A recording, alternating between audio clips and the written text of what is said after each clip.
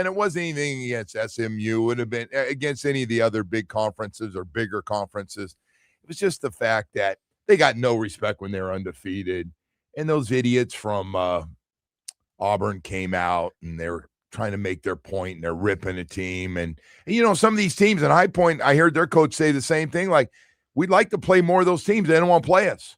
So I don't know. He was fired up after the game, huh? Did you see that locker room speech? Hey, listen, good for them, man. That's great. Hey, by the way, to me, it's not the big guys, whether like Duke barely wins or anything. It's the High Point Panthers, VCU, BYU. I didn't really care one way or the other because they have a great player, but they were supposed to win because of him. And apparently BYU's gotten in the basket. I see one of the top recruits already committed next year to him again.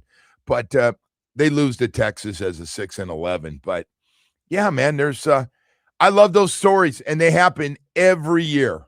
And you beat a North Carolina or somebody like that, and it's and Wisconsin. Hey, they've had a hell of a basketball team for a long time, losing to High Point. So a lot of good stories. And then I'll be honest with you, and I'm not getting into what do you like better, college basketball. I love that. I've done more of that this year than ever.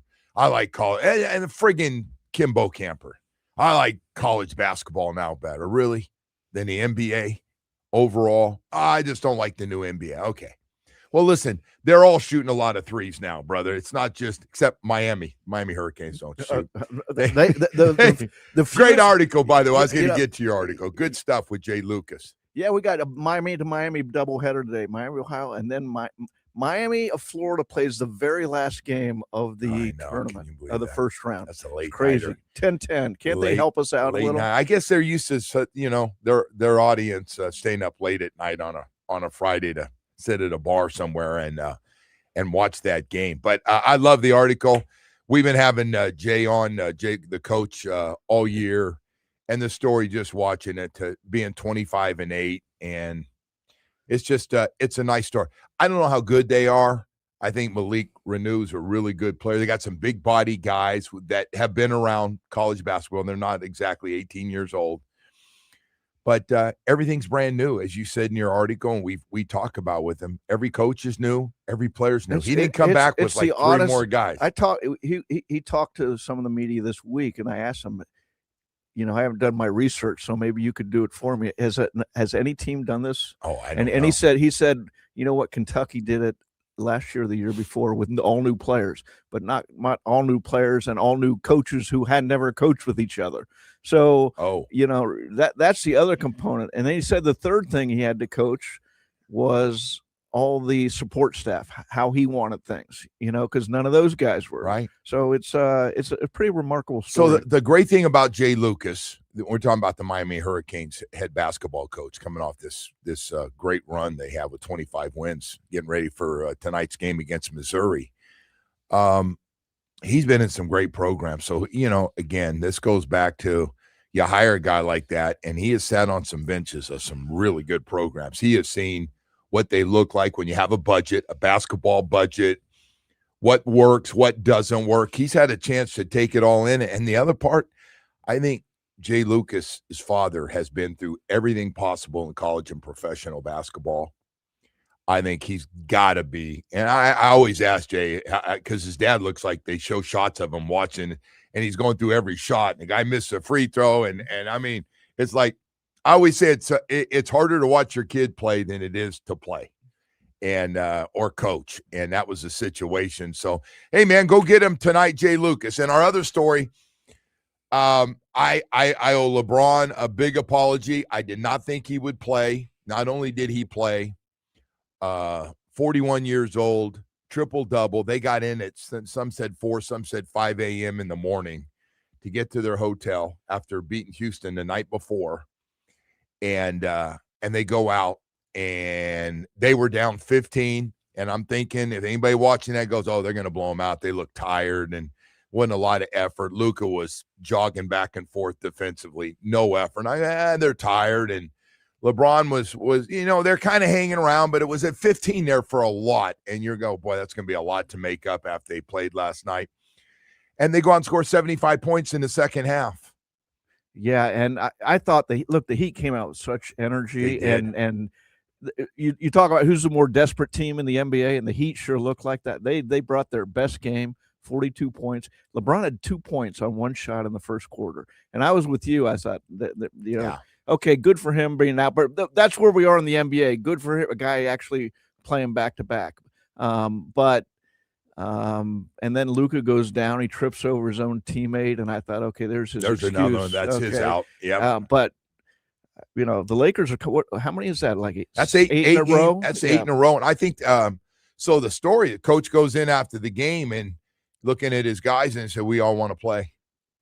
They're going, "We want to play. We got this thing rolling. We want to keep going." And they're right there. I mean, they're I think third now in the West, and they're playing great. 20 games over 500. LeBron's he's accepted. You that look new at his role. Statistically, his best years probably were here, but what a remarkable career. And he was one of my. I didn't get to know him at all because there were layers of guards to get. He didn't let through anybody to get too close to him, but he was great with the media. He talked every day, twice a day sometimes. He did, and he was good, and he delivered. He was. You saw him, big moments. You watched him grow up here. I did, and I always tell everybody my favorite LeBron game is at Boston, watching him go for game 40 6, in that game, sitting there, and Boston had a chance to close it out. That was a closeout game. That would have been the end of the big three. Remember, that was the second year. They're down 3-2 going to Boston, and all the pressure was on the Heat. I remember I went to that game, and they hammered them going, and they right from the start. Yeah. So that's but last night. So let's look at the other part of this. The Heat feeling so good. 7 wins in a row, and you're going, man, all right, they finally, and I know the schedule, and I give you and Ira credit. Ira's hit me with this more than once, and we're out there. You go, hey, you look at the schedule, and I go, well, hey, man, they got it rolling. They had a couple good wins. They went to Charlotte. Yeah, they beat Houston. They had some nice wins in there. But then now it's 3 straight losses, back in the 8th spot, and you're going, damn, they just trying to get out of this. Now, some other teams around them are obviously playing well, but you win 7 straight. You get yourself to the 6th spot, knocking on the door at the 5 spot. They're still there, but boy, you got to get playing. And Dave, they've given up 75 and 77 points in the second half of the last 2 games. And zone defense doesn't look. He goes that zone defense, and last night, in fairness, Luka hit some. The shots he closed it out with, those last 2 or 3 threes at the end of the game. That's what he does. I'm not really I don't know what it is. I'm not a big fan of his game because I love him on the offensive end, but then you watch him play. But to the point, he can hit any shot out there. The Heat's defense, though, when you have Norman and you have Tyler Hero together out there, they went after Tyler. They do go after him. That's a problem. Take shots, and I know a lot of guys don't play a lot of defense in that league, but that's just a tough one, man. I thought they were set up, and by the way, good for the fans. They got to see it was a great game to be at. Their big 3, and they were hanging around even at the end of the game, but Luka just kept taking these, and they weren't high percentage 3-point shots. In fairness to the defense, some of them. I mean, he's taking his shots, though. That's high percentage for him. Yeah, they are higher. I mean, it is weird. He can. Oh, you think when he's shooting, that's a dumb shot and swish. Got 100 points in the last 2 games. Is that right? Wow. He had 60 last night, and he had 40 the game before, the night before. So in less than 24 hours, he had 100 points. So he's obviously leading the league in scoring, but a lot of respect for LeBron, who had a triple-double last night, 19 points, 15 rebounds, and 10 assists at 41 years old. And on top of that, amount of games he's played, whether it's regular season, you realize he's played in almost 300 playoff games.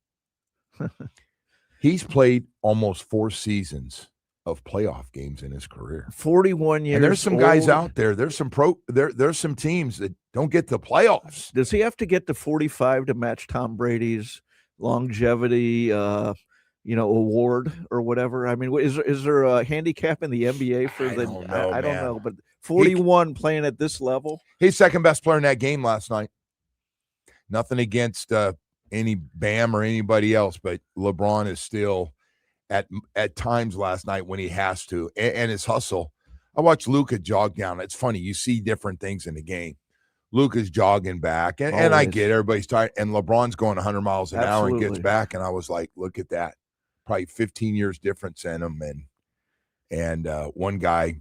Hey, I've never lost respect for LeBron, but I have a lot more for the fact that he played last night. Not that anybody cares, but you watch him, and he didn't have to play last night. People, he's a little banged up, and he played, whether it's the elbow or not, and he looked damn good with another triple-double, and they get another win. More importantly, that, as we said, 8 straight games for them with wins. So we got all that stuff going on, and so I broke a record for myself yesterday. That's the first time I've ever. And it didn't start out that way. I left from here yesterday, Dave, and I went, it's a beautiful day. I think I'm going to go to tennis. But I was 50-50, and I go, I knew it was going to be, there are a zillion people. They had to shatter records yesterday because they haven't been able, with the rain. Everybody was out there in small courts, and they had everybody playing. I mean, every court was taken with the game yesterday because they're a day and a half behind in play. So they had everybody playing, and now some real good players are going to have to play back-to-back days, and we'll tell you more about the great one tonight, this Fonseca kid from Brazil. You ought to see the crowds that come for him. People, you would have thought it was a soccer game because Brazilians had their I haven't heard about him, I guess. 19-year-old, and he's really good. So he won his match, and everybody goes, if he won, he plays Alcaraz tonight at 7 o'clock. So that's a matchup. Everybody was Alcaraz, the best player in the world, and the whole thing. So I was walking around and going to get some steps, and I got a little hungry, and I grabbed a cheeseburger, and I'm just by myself, man, just rolling around. If you're out there, Dave, I'd roll around with you a little bit there and catch a little bit of everything. And the sightseeing's beautiful out there. I don't mind telling you. I know it's kind of weird I'm telling you that, but it's everything. And that's part of the venue, right? The food is fantastic. But yeah, the Miami Open has a lot of good-looking, all different ages of people that go there. So next thing I know, it's 6 at night. I'm still there. I went inside the stadium and sat with some of my friends, and boys' day out, huh? And it ended up being boys' night out, and so I said, "Hey, I'm probably not going to be home for a while." But hey, man, it was great. I enjoyed it. I was looking forward to it, and heading back out there tomorrow again, and maybe today. I'll see what the car says today. The car, when I get to the turnpike, tells me, "Are you heading home?" It pulls me like a divining rod. I love watching, though, man. And you know what I do too? That's really, and I had some guy go, "You really?" I watch them warm up. They have the practice courts. I go over there and sit over there, and I watch them. So some guy goes, "Wow, you really do sit up here and watch."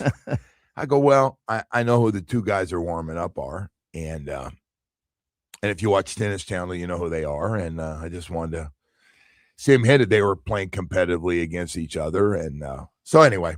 But 8 hours. That's everybody has. That's your event. That's your event. Hours. That's your event, isn't it? Everybody has an event that's theirs that's important. It used to be for me the Doral. I used to love to go out and watch, and I'm not a big old, but I love that's coming back. Is it coming back? The PGA Tour is going to be back. I think it's called the Cadillac, like it was the last time the PGA Tour was there, and it's going to be back at Doral, and that's coming up. I believe it's around the same time as the NFL draft. So, which, by the way, all of a sudden, this NFL draft was the last time we had a draft that, especially for a Thursday and a Friday for the first round and then the second and third round, we got a lot of picks. Dave Hyde, we're going to come back and you're lathered up here a little bit. I'm ready. I'm ready to go here, Joe. I've been in here for a while, so it's good to be back. You've written a few articles before we go to break. You like? I love that they have a purpose and a direction for the first time that I can understand in years. Maybe they understand. Well, they got a guy running it. Look, I always thought, I know you don't want to talk, but I always thought they were one move away from being a good organization. They just had to fire Chris Greer, and now they're on the way. Okay, they hired I'm trying not to. I know. Listen, I do the same thing every day. You got to make your point. Okay, I'll move on from that. No, everybody goes, well, what do you think of John Eric Sullivan? And you can't help but talk about the guy that was there before and how bad he was. But you know, I don't. What I like is he's got opinions on things, and he's very aggressive in following those opinions. Okay, and that's we're going to find out if he's right or not. But the point is, he's convicted. He's convicted. He believes in the draft. By the way, if you know anything about the Green Bay Packers over the last 20 years, they are about drafting. You look at their receivers, and I still remember Aaron Rodgers complaining, "Go get me a first-round receiver instead of a backup quarterback," and he was upset about that. But they draft a lot of guys in their receiving room. You got to go back and do the history lesson, and we'll come back and talk about that. But they've drafted a lot of guys in the second, third, and fourth round. They're wide receivers, and recently a guy in the first round.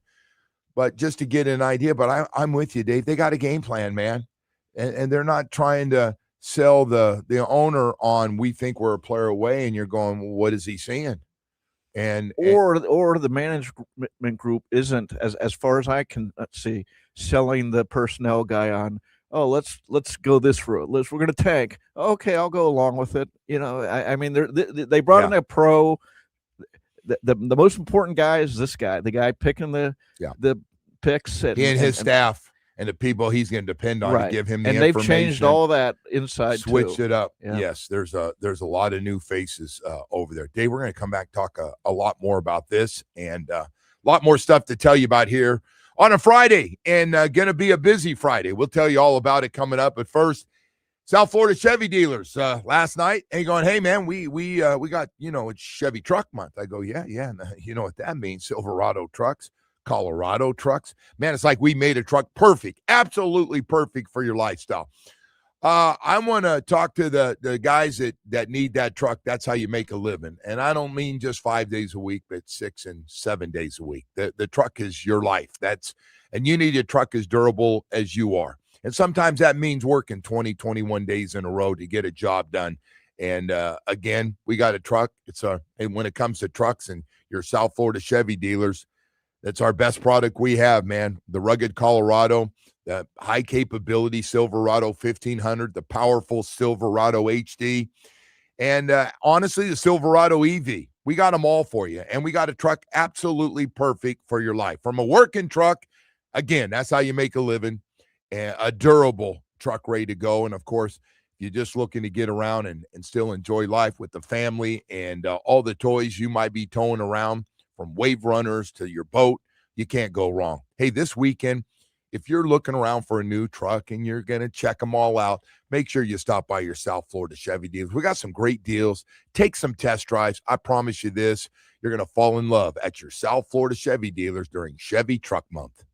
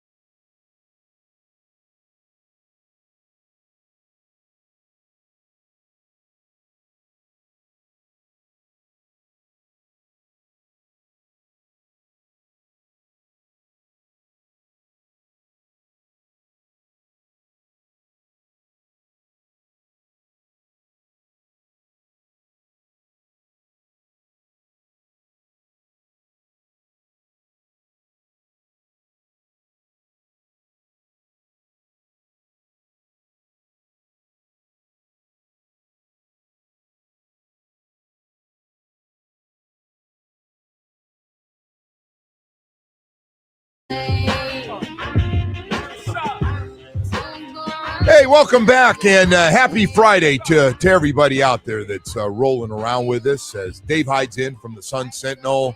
All day Dan Day. I got to tell you, man, all day Dan Day is working the clubs that doing a lot of work, and clubs at night comes right in on no sleep.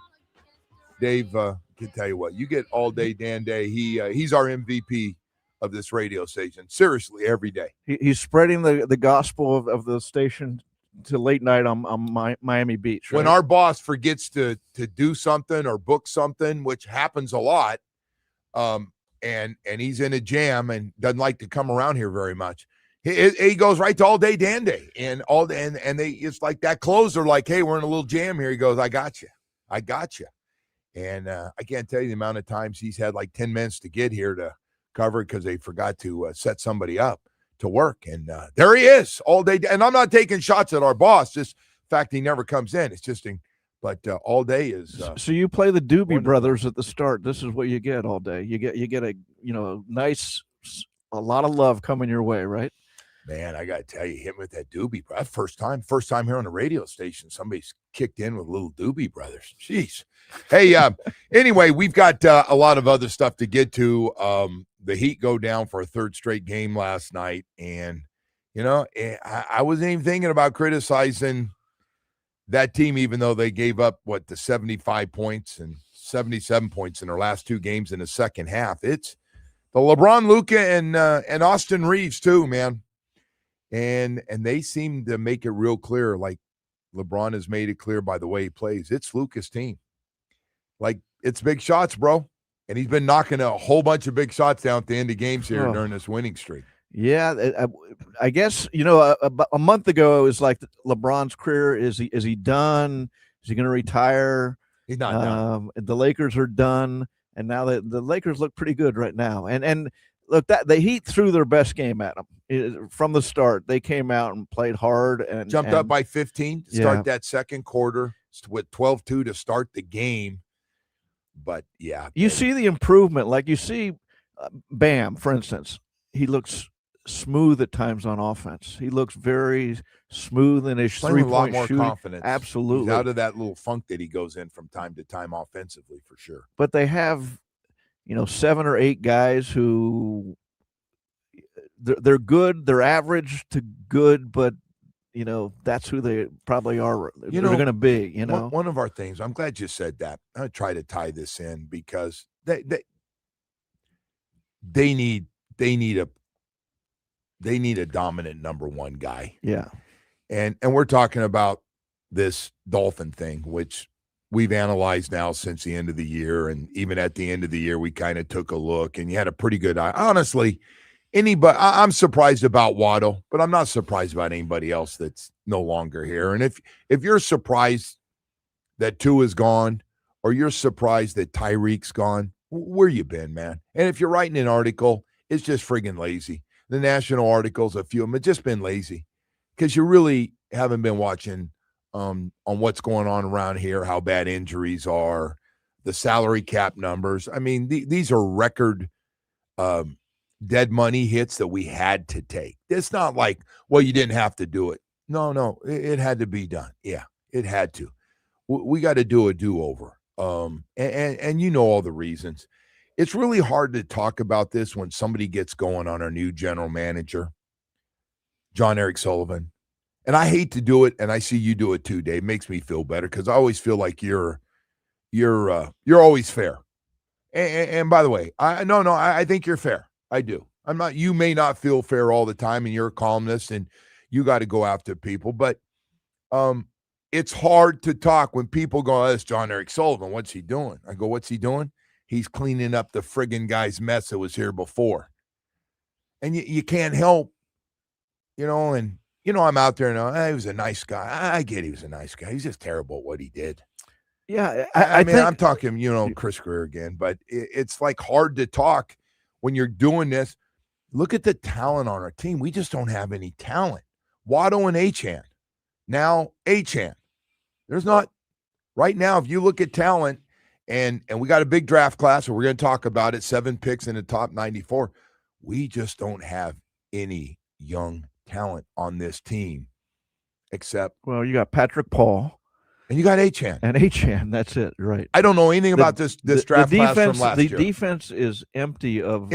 The impact position, the edge rushers, cornerbacks. We got a tackling machine in the middle, and I love him because he's a leader and he doesn't complain. He goes about it, and when things were down, when they were really bad last year, I learned a lot about some of the guys like Sealer and some of their other and their linebacker. Jordan Brooks, Jordan Brooks, one of those guys for sure.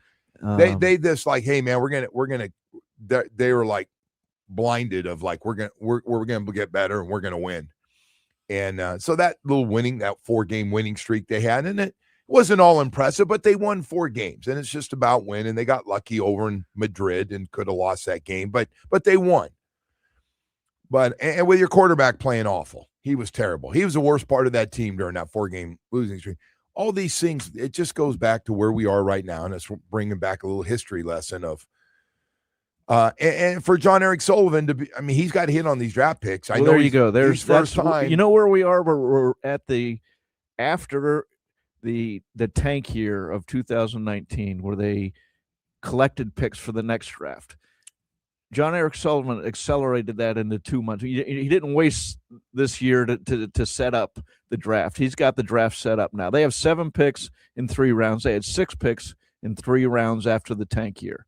So he's set everything up to, all the pressure's on him now. He's got to come through with the draft pick. And the pressure wasn't what he just did. I mean, signing Willis, okay, he's convicted that he's going to be the quarterback because he gave him good money. Yeah, he gave him. He's got a chance to be the guy money. And yes. I love that. Look, as you've said, they know him better than anybody, and so if you're convicted, go out and do it. And then that move and the Waddle move were the 2 moves that sort of defined, okay, we're going to be all the others, the cleaning up. You knew Tua had to go. You knew Chubb had to go. You knew, go down the line of big salaries and guys who didn't fit the timeline. But those were 2 aggressive moves, the Willis and Waddle. But I just said, hey, John Eric Sullivan, this is his first as the head man. Been involved heavily with the Green Bay drafts, which have been really good overall. But this is his first baby. This is his baby at the end of when it's draft day and they show the war room and they're all sitting in there, ownership and everybody in your front office is sitting there and everybody's dressed and they know they're coming to that shot. The Miami Dolphins are coming up in that pick. It's going to be about one guy, man. It's not going to be about everybody shakes hands and says how wonderful, everybody shows that, shakes hands and jumps up and down like we got our guy. But John Eric Sullivan is at the end of the day, he's got a hit. And I don't want to be in a situation like we were last year's draft. I don't know how good last year's draft is. If you ask me right now, I think some of them are going to end up in year 2 being good players. Average to good players, but is anybody great? Is anybody special? Yeah, I don't think so. That ain't gonna happen, right? Yeah. So, and then Chop's going into year 3, and he's a first-round pick from the draft before. What can the coaching staff defensively? I mean, he's got to start again, but we just got to do better than that with these 7 picks. That's all. And then the second part of this, Dave. We got, while you're doing all this, you got to put a real priority to make sure Malik Willis has a chance this year to have some success. You got to get 5 guys that can block for him up front, and you got to get him some weapons so he can show nothing worse than a guy running around on a bad offense and got no chance to be successful because of what he's playing with. And I know it's saying a lot because most of what I'm talking about is going to have to come from these draft picks. But this one step further, I don't know if you're with me. Of those 7 picks, 2 of them are offensive linemen in the first 3 rounds.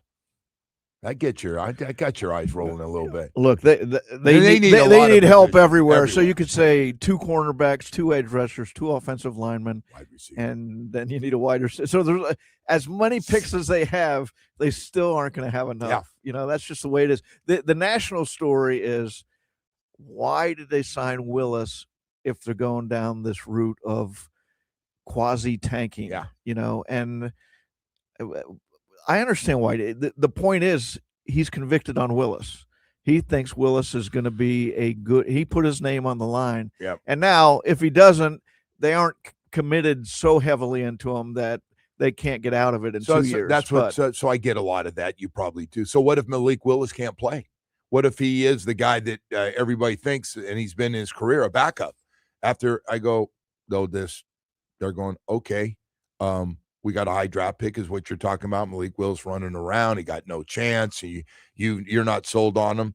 If the team thinks it's on him and he's the biggest reason that they're not getting better and he's not playing well, then they'll go draft one of these guys next year. That was we're probably going to have right now. You can make just off of our roster compared to everybody else's roster. We could have a top 3 or 4 pick in the draft. Vegas thinks so. By the roster and by the schedule too. But the criticism of the last 25 years, get a quarterback. The constant criticism was they hung on to quarterbacks hoping he takes the next step without getting somebody in case he doesn't take the next step. So it'd be 6 years with a quarterback, and meanwhile, Lamar Jackson, we'd have to base our whole offense on him. We don't want to do that. Josh Allen, he's inaccurate. We don't want. They'd always find reasons not to take a quarterback. Whereas, the job of a GM is to fall in love with a quarterback and go get him, and that's what's been done. Yeah. Here. No, I agree. Listen, we've had our chances if we had any basketballs to have some of those guys, and the stories, and So we'll see if it changes. He said there's a clear. I'm trying change in the not front to office. Always bring up Chris' career when we're talking about. Well, what we've done wrong, that's what really we've lived hard. with. That's what we've lived with for the past 3 years decade. too long, maybe 4 years too long. Hey, Dave, we got to go to break here, man. We got a lot more to get to. It is a little chilly in here. We must have had chill zone air conditioning come in here. They must have had chill zone air conditioning come in here because you know what? It's about ready to start getting smoking hot like it is in other parts of the country right now. It's going to happen. When it does, and you're sitting there running that air conditioning unit, or your kids make it a lot cooler, turning down that temperature at night. Hey, listen, man, you know what happens. You beat those air conditioning units up, and you need somebody to come out. And you probably, like a lot of people in South Florida, have gone through a really bad experience with air conditioning companies. They have a terrible reputation. They really do.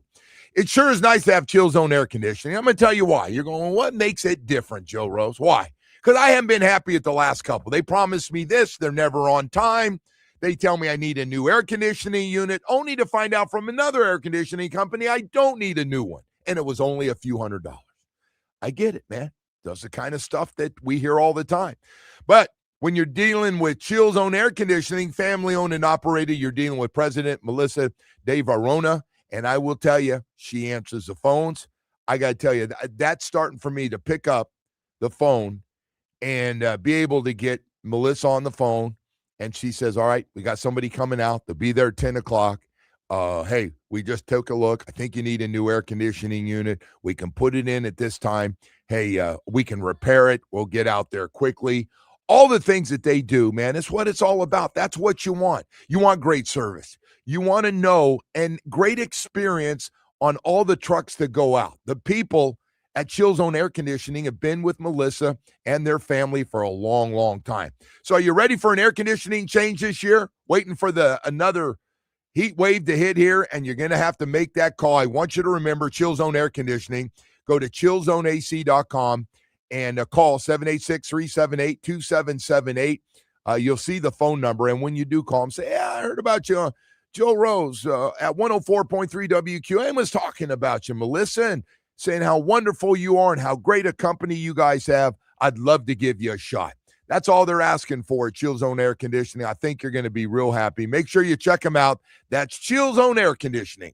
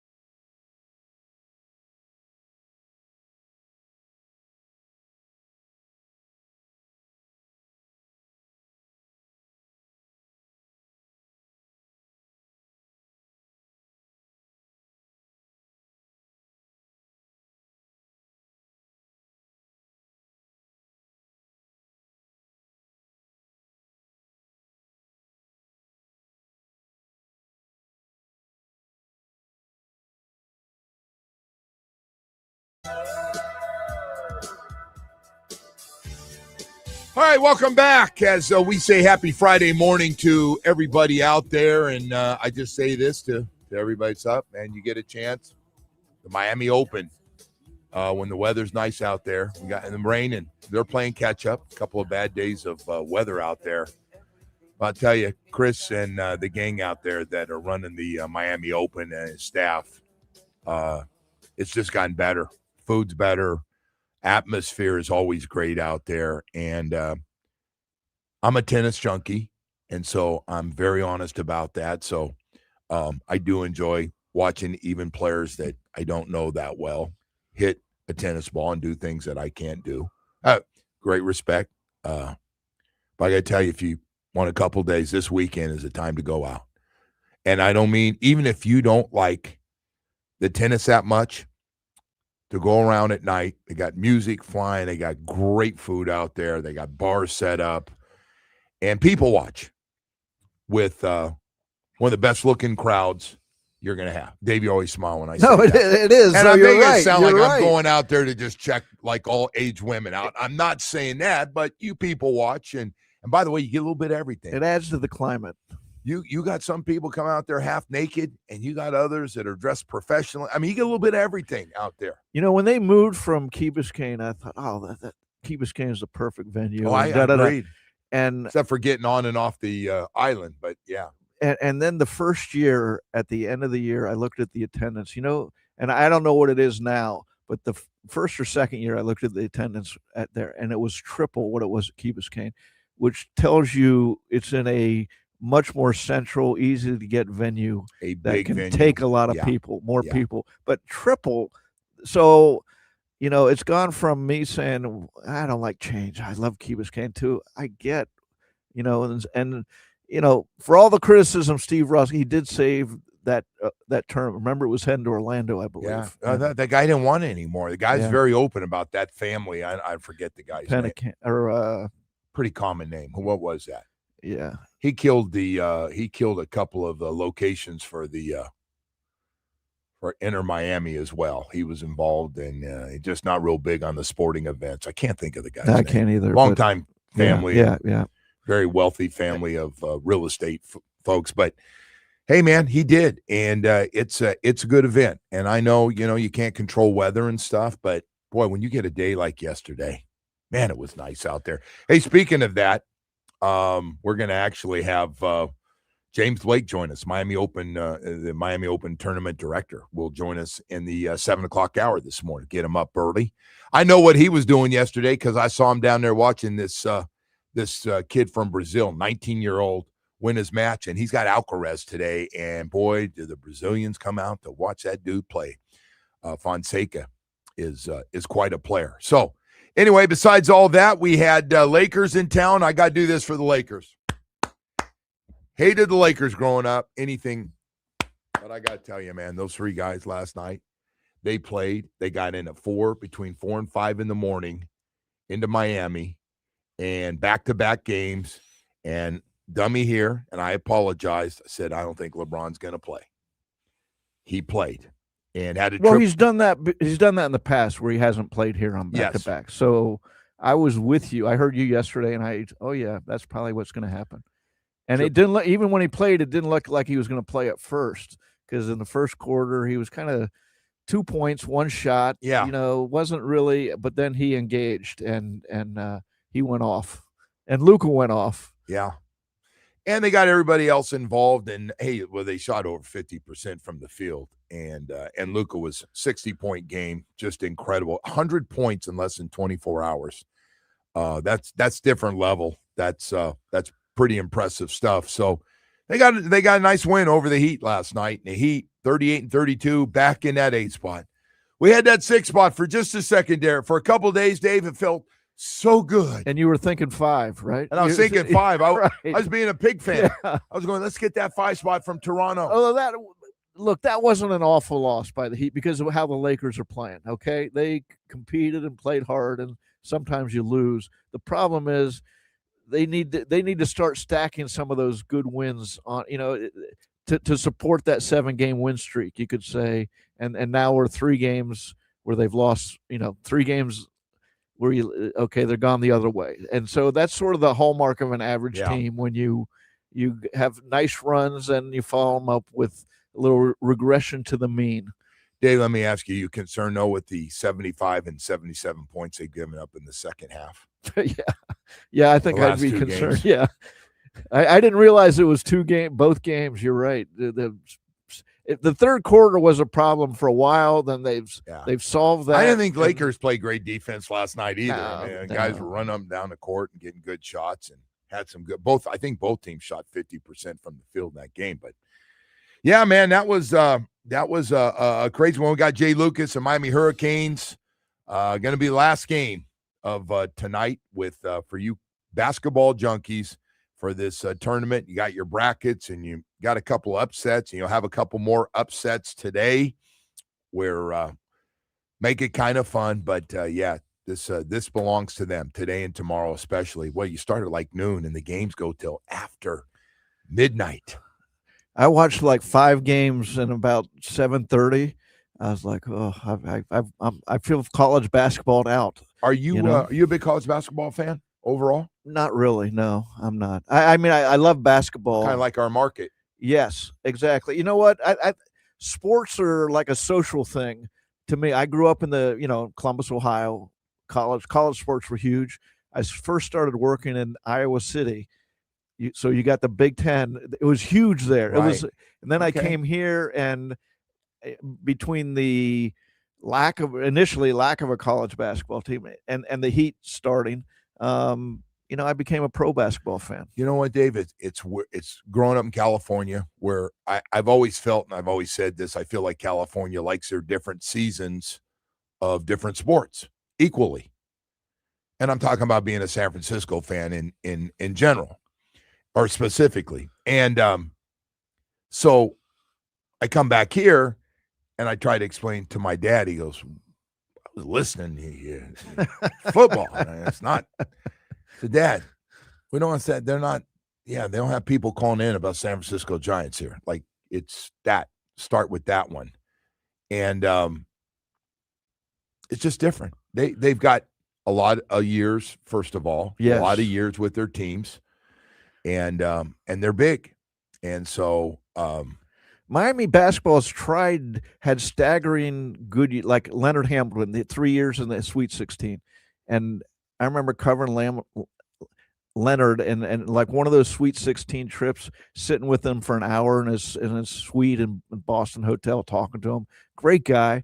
Then, of course, Larinaga with his remarkable run to the Final Four. Not too many years ago. Yeah. And to me, he's one of my favorite guys to cover in my career. And now, Jay Lucas is this was a bizarre year to just looking at it, where you had no players, no coaches, nobody knew each other. Yeah. So I wrote a column about in the Sun Sentinel, how do you microwave a program to get it up and running in 1 year to this point? I'm glad you brought both guys up.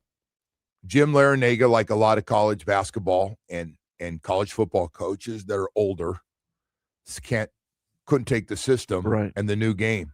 Jay Lucas has been through the new game. Mario Cristobal said, are these the rules? I'm going to play them better than you do. So please. And now you see people go after Mario from time to time. Jay Lucas knows the game. He comes on, and if you listen to his interviews, and we talk about this, and he talks about illegal tampering and illegal recruiting while somebody's on something. He goes, oh, you're talking about 80% of the coaches? Yeah, right. I didn't say anything about him because I said, I'm guessing he can play that game too. Like, hey, is this how we're going to play? And he's seen how all the big guys do it.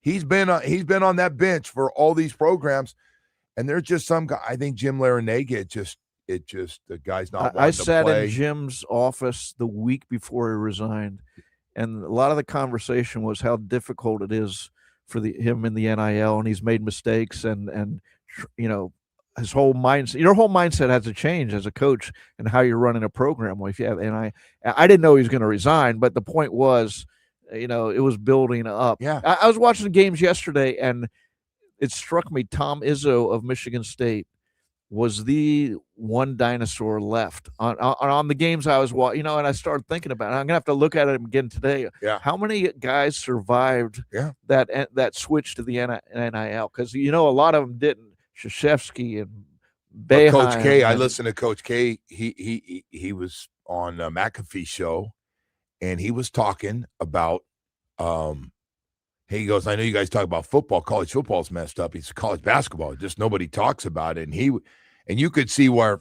he doesn't want anything. It was time. It was his time to get out too. He was. You know what I say to these guys though, who say it was messed up, like Saban is on a crusade, and maybe I guess Krzyzewski is to some point too. They had a chance to transition how it was going to be. For years they fought. No, we're not going to pay anybody. They want to change the system. It was set for them to have success. Because okay, well then don't complain about what it is now. That it's Wild West. It's a Wild West because for years they wouldn't let it. They wouldn't help it into a transition. They said we're not going to pay anybody. It can't happen. Right. And then the it's like the Berlin Wall fell. And I love some of these coaches are frauds. To your point, Nick. So Nick wanted to keep the system going the way it is, where he was dominating recruiting, and let's be honest, man. There's some money under the table. Of course, it's all under the table now. It's above the table. That's right? Mario Cristobal's great line. Mario Cristobal's great line is, and he's worked in all these. He's worked for all these guys. Remember, Jimbo told Nick Saban to be careful. You're getting on me. Do you really want to go down there? I mean, he called him out. He said, Nick, we work together. Are you sure you want to get on my Texas A&M, the amount of money I spent for this recruiting class? Are you sure you want to do that? Because let me know. Let me know if that's what you want to do, because Jimbo wasn't going to have it. So Nick, while he's up there preaching and got the eye, and this is not acceptable. Yeah, because you like the good old boy way, the way it used to be, and everybody was doing it, so it made it right. And everybody else getting beat out on alumni money and cars and stuff. A parody account on Twitter, somebody put Trent Richardson said, hey, I was getting $10,000 a month from Alabama and $50,000 signing bonus or something like that. And I retweeted, and then I go, oh, that's my son said you got caught. That was a parody. Oh, okay, yeah, it was. I should have known, because a $50,000 signing bonus? No, he would have got a lot more than that, right? Well, I just, hey man, I hope there are some changes in this thing, but they've opened a can of worms. They're not going back. Like all of a sudden, well, we've seen the quarterback position. Quarterback position has just exploded in college football. We got a lot of college football quarterbacks. They're making a lot more money than NFL quarterbacks. Do you realize just in town? In town here, it is. Carson Beck makes a hell of a lot more money than Quinn Ewers, and they're both starting quarterbacks at the end of the year for one and the other. It's gone from 1.5 million to 4.5 now. I'm not sure. I'll bet you it's 10. It's close to 10 because of the payout. I'll bet you we got 3 to 4 quarterbacks making between $7 and $8 million. And we might have one at the University of Miami being one of those guys right now. Hey, we got to go to break, man. We got a lot more to get to. You're listening to Dave Hyde, who's nice enough to come here on a Friday. He loves to come in on a Friday, and he had a lot of build-up. We got a lot of stuff to get to here this morning. We'll talk more about the Miami Dolphins. Got a busy time coming up here. And if you get a chance, man, the Miami Open, it is a good time. Even if you're just casual, like Bo's not a big fan. Bo and Mary are going out, man. He's going out there. He likes going out there, having a few drinks, relaxing. Great food, great atmosphere, and they have thrown one hell of a party, especially on a Friday and a Saturday night. Hope we got some great weather for you. Hey, hurricane season right around the corner, man. You can protect your home with Loctite Impact windows, doors, and roofing. So you got no leaky roof, right? Well, you can replace your old roof now. You can pay later if that will help. Loctite Impact offers the highest quality roofing materials with lifetime warranty plus thousands of 5-star reviews. You can save big on their legendary state-of-the-art Impact windows and doors. Impact windows as low as $6 per window per month installed. Again, trying to help you out a little bit so you can get this done. You know what? You don't know where the next storm is going to hit. And we've been very lucky the last couple of years. It's hit the islands, but it has not hit South Florida. But there is one thing you can do, and that is protect your home with the best products. And Impact Windows would love to do it, doors and roofing. Love to be there for you. Don't wait for the next storm. Visit LoctiteImpact.com. Again, LoctiteImpact.com, or call 954-500-LOCK. They got a great staff waiting during business hours to help you out, get you educated, get the whole process started, covering all of South Florida. Loctite Impact Windows, doors, and roofing. WQAM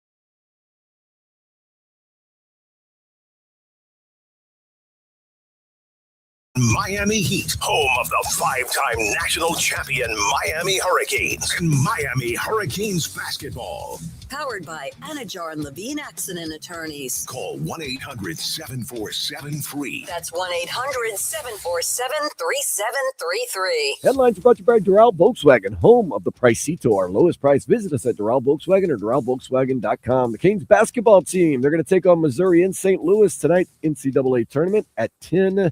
The Panthers ran through the Edmonton Oilers 4-0, while the Heat, they did lose to the Lakers 134-126. I am Dan Day. It's now back to the Joe Rose Show here on 104.3 FM WQAM.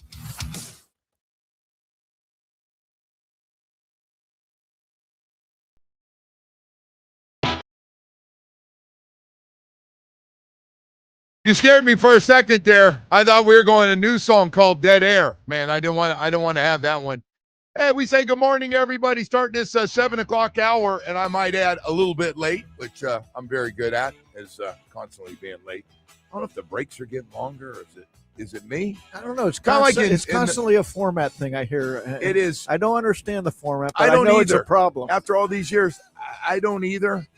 But it's the same line that I always use being married. You know, it's not you, it's me. I'm not breaking on time. It's when I look in the mirror, I see me. I don't see anybody else, you know, in that world. Hey, by the way, so got some upsets yesterday in college basketball for those of you probably haven't watched a lot, but we got a great story here. My good friend Robert Taylor sent me this, and I just got it. Westminster Academy product, Chase Johnston, who won the High Point versus Wisconsin game last night. He's a local guy, went to Westminster. Wow, I didn't know that either. So did you watch that game? I watched that game. Chase Johnston was remarkable. I mean, I didn't know he's a Westminster guy. I wish I had. Let me look up. So Robert, thank you, my man. Here. Appreciate that. He scored his first 2-point basket of the season. Because all he does is shoot three. I mean, he gets over a half-point line. He was shooting from the bottom of the logo of the. You know, it was Dave, like crazy. You know what's amazing? And I gotta say this. I'm just bragging on living down here, you know, since 1980.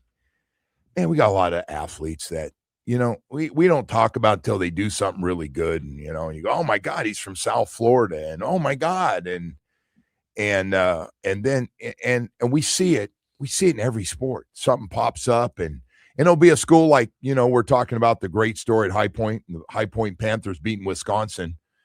And you go, man, wow, guys, Westminster got a really good basketball team and have had some really powerhouse teams over the last few years.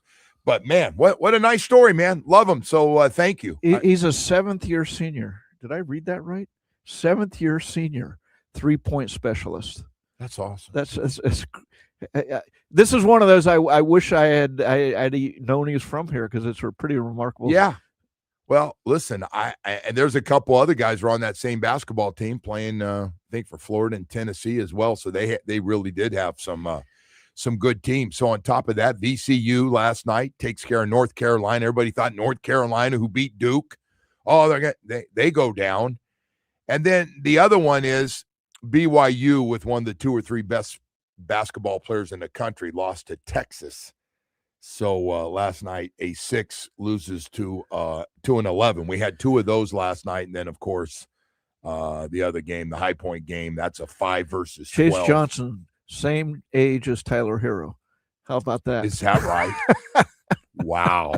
26. Hey, welcome to the new world, man. What a great story there. Welcome to the new world that we live in. But good for him, man. Good for him. And you got to root for those guys, especially when you're say, where's High Point? High Point. I didn't know where High Point was. Did you? Is it North Carolina? North Carolina, yeah. Highest Point. Now they're calling themselves Highest Point. I just think it's a great story, especially when you go, hey, that's a great story. Where are they? I never heard of them. And you go out and you watch the way they play. And, hey, same thing with Miami of Ohio. What a great story. They just Queens. There's a Queens. And I thought, oh, it must be school in New York. No, Charlotte. You know what really bothers me? And sometimes it's legit. And people are, why should they get in just because they're 30-0? They haven't beaten anybody. Look at them. And it's usually one of the teams that's in the middle part of of an SEC team or a Big Ten. They're the usually two bullies that talk the most. Like, we should get another team in. They haven't played anybody. If they played our schedule, they'd have 20 losses and all that stuff.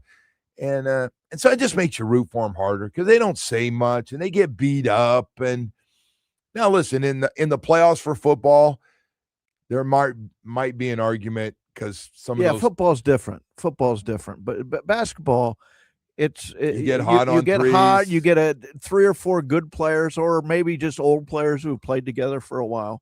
It's true. But the fun part of it is, and I haven't so I went to Miami, Ohio, right? But I'm sort of like you, it sounds like, with Cal, where you follow up, but you don't, it's not like a passion or anything like that. So I you jump on when you find out it's good. Yeah. And the fun part of this ride for me is I'm hearing from people from school I haven't heard from in decades. A couple people emailed me and so I emailed back, and it makes me start thinking, oh, wow, I haven't. And so, Dave, look at when your teams play well and make a little run. It doesn't last sometimes, but it does kind of bring people together.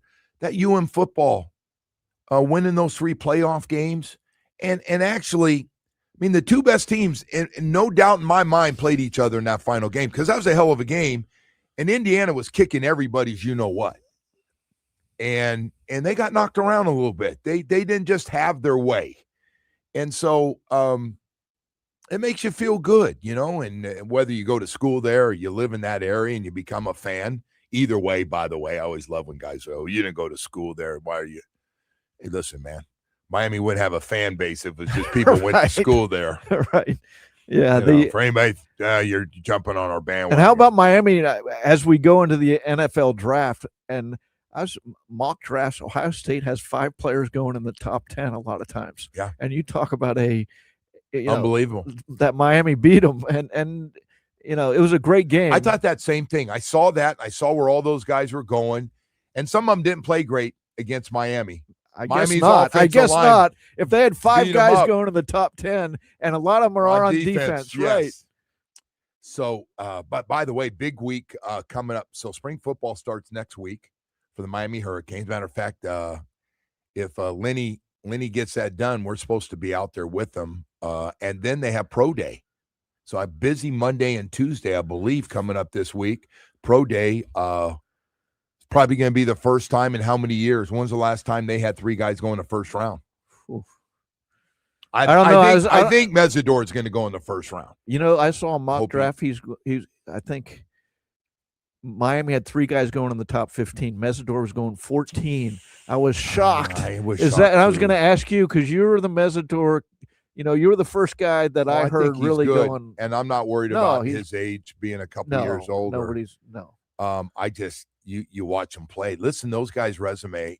We can talk about all the things physically. We can talk about their workouts. All you got to do is watch them in those 4 playoff games, and including the last game, the 4 of them.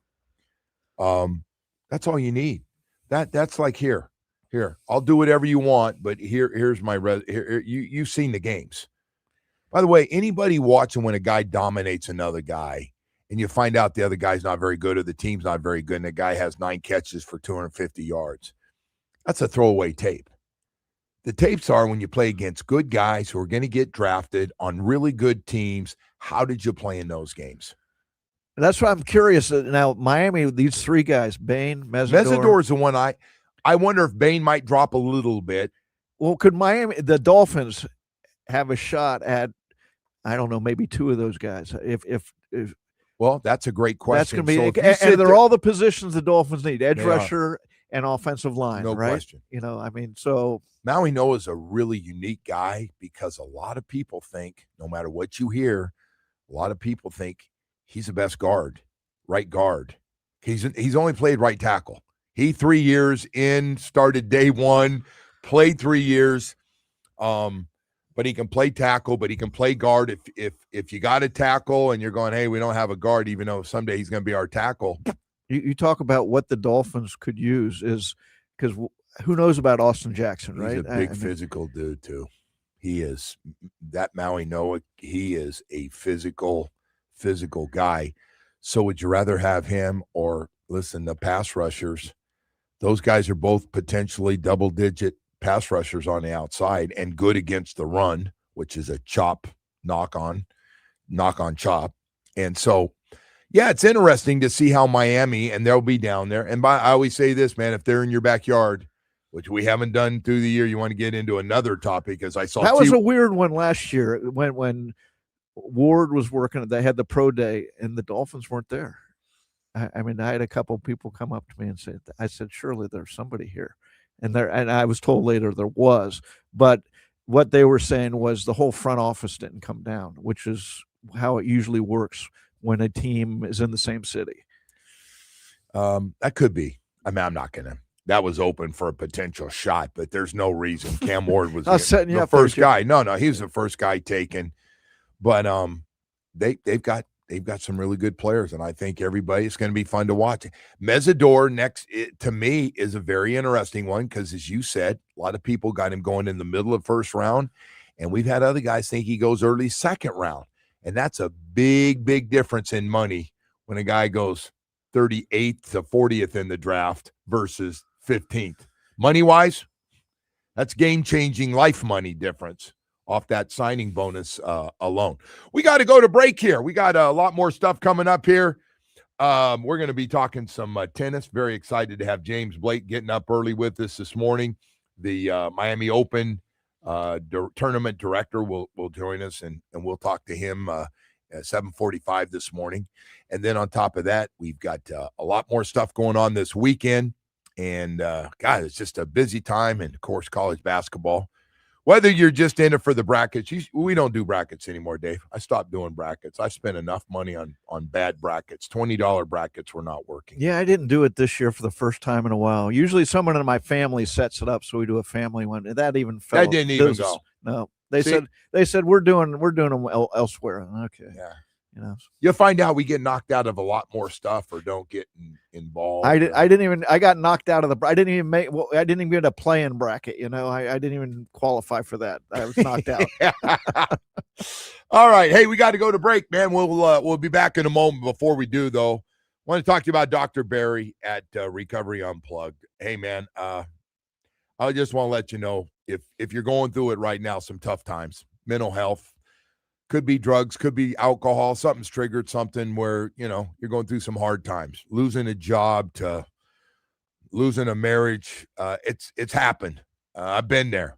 And I want to let you know, your mental health, this is a time for a big comeback for you. Recovery Unplugged Behavioral Health is here to help you with a beautiful mental health residential program right here in Fort Lauderdale. Hey, man, happens, by the way. I always say this. I see a guy going through it, and, something happens, and you get in a funk, and you can't get out of it, and you notice, and you got friends that start drinking too much and seeing doing drugs. You're like, what are you doing, man? Hey, Recovery Unplugged can really help you. If you can't, you're going through it and having trouble getting out of it by yourself, Recovery Unplugged has helped over 20,000 people nationwide with expert care, music-based healing, innovative treatments like ketamine therapy for depression, anxiety, and trauma. Make this the year you put yourself first, huh? And if somebody else is not helping you get help, you do it yourself. Call 954-737-4508, man. Don't feel like you're alone. A lot of brothers out there have been through it. Visit recoveryunplugged.com. New year, new you. Recovery Unplugged, heal out loud. This hour of the Joe Rose Show.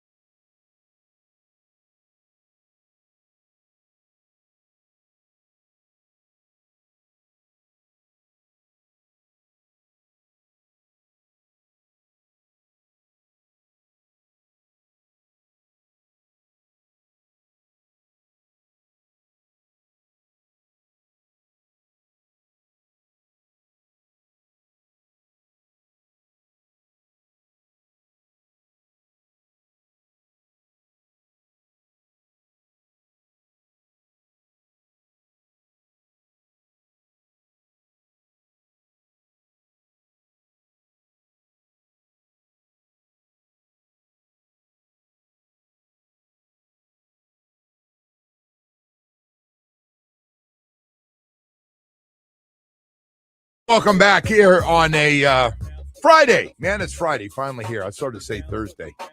Time's flying when you're out at the Miami Open for like 8 hours. You had a good time yesterday. I did have a good time. I came home. I was a little wiped out yesterday, but I did.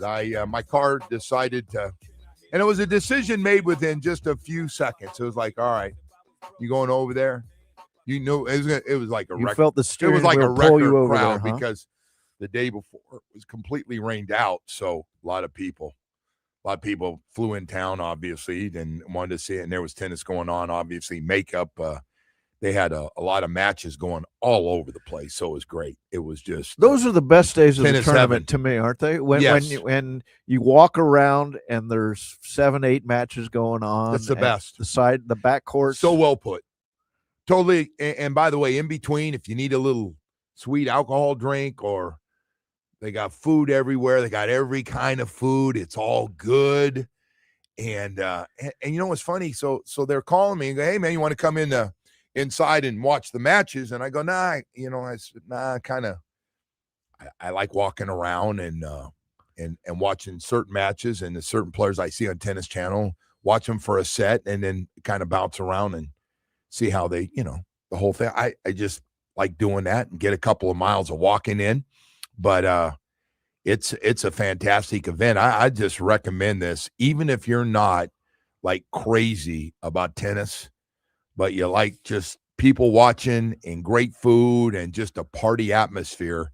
That's what they've created outside of on the grounds of the Hard Rock Stadium. It's great. Then the big matches, obviously, if you want to watch the stars, most of them are going to be playing inside the stadium. But I used to do a lot more tennis between the event here and covered Wimbledon a couple times, and tennis always struck me as civilized boxing. These guys want to beat the crap out of each other, but there's rules of etiquette in tennis, unlike boxing, where they have to act a certain way, but they want to just destroy the other guy. And it's one-on-one. No. Yeah, because you're trying to, if a guy starts owning you, yeah, man, I watched two guys warm up against each other and then they played against each other. They actually played because just to get some competitive tennis before their match. They were going at it, and they did finally shake hands at the end, but they're going by each other on a switch over, and they didn't say a word to each other. And I get it. And, some guys get mad at each other. Yeah, those guys aren't all best friends out there. That's a great call. They are not all best friends, not to mention some of them come from different countries. We're a little salty when somebody from Ukraine is playing and happens to be one of the best players in the world playing against a Russian. I think they had to work through that a little bit. And, but yeah, man, it's, you're the team. Hey man, you don't play well, you don't get paid. And you have a support group too, that you're the CEO of that company. Yeah, I don't know how that, some of them have 3 or 4 people travel with them. They're all on the payroll. I get it. If you're, Joker or a Sinner or Alcaraz, you've made tens of millions of dollars, but I don't know how the rest of them are doing it, because you got to have coaches, out there. And anyway, we'll talk to James Blake, the Miami Open tournament director here. Hopefully in next 10 to 15 minutes, we'll get him up and get a little coffee in him and get him going here with all the matches. The top seeds all start playing today and tomorrow. And so it's if you do like the star power part of it, you'll see a lot of that starting today. And I was looking at all the menu. A lot of great food out there. I mean, they got it all for you, and they got it set up. They got a couple nice bars up high where my wife and I will have a few drinks tomorrow night. Anyway, hey, Dave, besides all that stuff, we were talking earlier, Jalen Waddle trade, you came right out, and I was glad to see it. I agree. I think most people in the media, some national media, are killing us. I think it's a great trade for the Broncos. And, oh, by the way, I think the Broncos have the best team in the AFC as of right now. They signed all their own guys back, and they had Jalen Waddle. I think they have the best team. It's just me. I think it's a great pickup. I was a Jalen Waddle fan. I have nothing negative to say about him. Same thing with Bradley Chubb. I think Bradley Chubb's going to have a great year with Buffalo, if he stays healthy. And I really liked him, and I thought he played his ass off last year. I thought Waddle, there was more on the bone here, in part because of Tyreek Hill. You had big personality, superstar, and I need targets. I am high maintenance. Yeah, yes. so he sort of became the secondary receiver, very good secondary receiver. But that said, I thought the Dolphins got a haul for him, not just the draft picks. You like the 1 and the 3, the 1 and the 3, and moving on, and you freed up money. I mean, that's part of it too. And so I thought they had to do it. Even remember when in the midseason at the trade deadline, there was a possibility of trading him to Buffalo and for a first round pick, and they can't trade him to Buffalo. We all said, right? But I remember being in here. And we said, I'm sure this will be revisited in the offseason if they were thinking of trading him now. And then we sort of forgot about it and all the shuffle of everything else. So I was kind of surprised they traded him, but we probably shouldn't have been. Only surprised maybe because they just signed Willis, and I thought they'd want some support for him right away. I think there's a big priority on first 3 rounds, and they got another 3rd round pick. That's their 4th 3rd round pick coming up in this draft. It's going to be a busy first round with the 11th pick and the 30th pick. And as of right now, and it could be more, you got a 2nd round pick, and then you have all those 3rd round picks that they've set themselves up with. We just got to, they got to be replaced. You again, the only thing bad about the Jalen Waddle, that was somebody Malik Willis was going to have to throw to. Yeah. But they got to draft better too. As you've been saying, they went into the tank last time in 2020. You look at that draft. We tanked. We got 3 first-round picks. None of them hit. Tua, Austin Jackson, Noah Igbenogany. Now Waddle was the next year number 6 overall. Waddle's a nice player, but they gave up on like 3 or 4 potential Hall of Fame players who went after him. So certainly, and so he's a nice player. He's not the 6th pick overall. Chris did try to get some more players out of it and moved around, and by moving around, he lost some really good players. To your point, I totally agree. But hey man, we don't have enough talent on the team. We can break this down, and you can say coaching and before we get to coaching, and I didn't agree with everything Mike did, and I think he's way too easy, and I thought the camp's too easy, and I just thought guys got away with stuff. And as soon as he said teammates, coaches and players are not teammates, and they're never going to be teammates. They are a team together, but they're not teammates. Don Shula was not my teammate. Don Shula never said, hey, guys, we're all teammates. He said, we're all in this together. We're all responsible for it. But this whole thing, I didn't like. But at the end of the day, we need more talent. And right now, we do not have talent. You can make an argument we have the worst talent right now in the NFL. But they set themselves up to get talent. Yeah. Now, it all comes down to, just as it did with Chris Greer, it all comes down to hitting on the draft picks. That's where his work, the tough work was getting rid of some of these guys maybe. But his biggest work, John Eric's biggest work is going to be this draft. This is his first. I'm the man. I'm driving it. I'm driving the ship, man. I'm driving the car. This is my draft. What I like about him is he said, yeah, I went after Willis, and I know I'm putting myself on the line. I know I'm putting myself on the line for this draft. Yes. It's not an organ. It's not like, man, he ain't hiding from anything. Yeah, no. Hey, listen, I'm all in on both the head coach and the general manager, and we'll see how it goes. And by the way, one thing about it, for both of them, you'll get a chance to see it, right? I always tell everybody, well, I don't know how it's going to work, but I sure am glad to see some new people doing it. It's going to work together this time, as opposed to when they tried it last time. The coach, the GM, the ownership, everybody seemed at odds. Are we tanking? Are we not tanking? We're not going to hear our general manager go, our head coach was jumping up and down, and it wasn't my first choice, but I know he really wanted him, and we worked together, so ain't gonna be any of that stuff. Hey, we got to go to break here. We're hoping to have James Blake, Miami Open Tournament Director, in just a few minutes. I want to talk about a couple of guys. I just call them by their first name now. I want you to know them as Gary and Harvey of South Florida. And I'm talking about Harvey Cohn and Gary Judah, the partners in Cohn and Judah Injury Law Firm, personal injury attorneys. Hey, the same partners who will handle your case from start to finish with more than 30 years of experience, big enough to go to trial, get you multi-million-dollar results, small enough just to call you back. They believe in communication. And by the way, when you see these TV commercials, they're nicely done. There's been a lot of money spent on them. You see the guy walking and go, man, that's the guy I want to represent me. I slip and fall, automobile accident, and you're going, man, that's who I want. And then you find out, oh, no. We do handoffs here. We're a handoff law firm. See, I do the spots, but then I hand you off when you come in. You'll be working with Loretta over there or Jack or Dan. They've been with us for a couple of years. Hey, man, that's not what you signed up for. When you see Harvey Cohn and Gary Judah, when you go with that law firm, that's who's going to represent you from start to finish, man. They're the ones going to call you back and give you updates.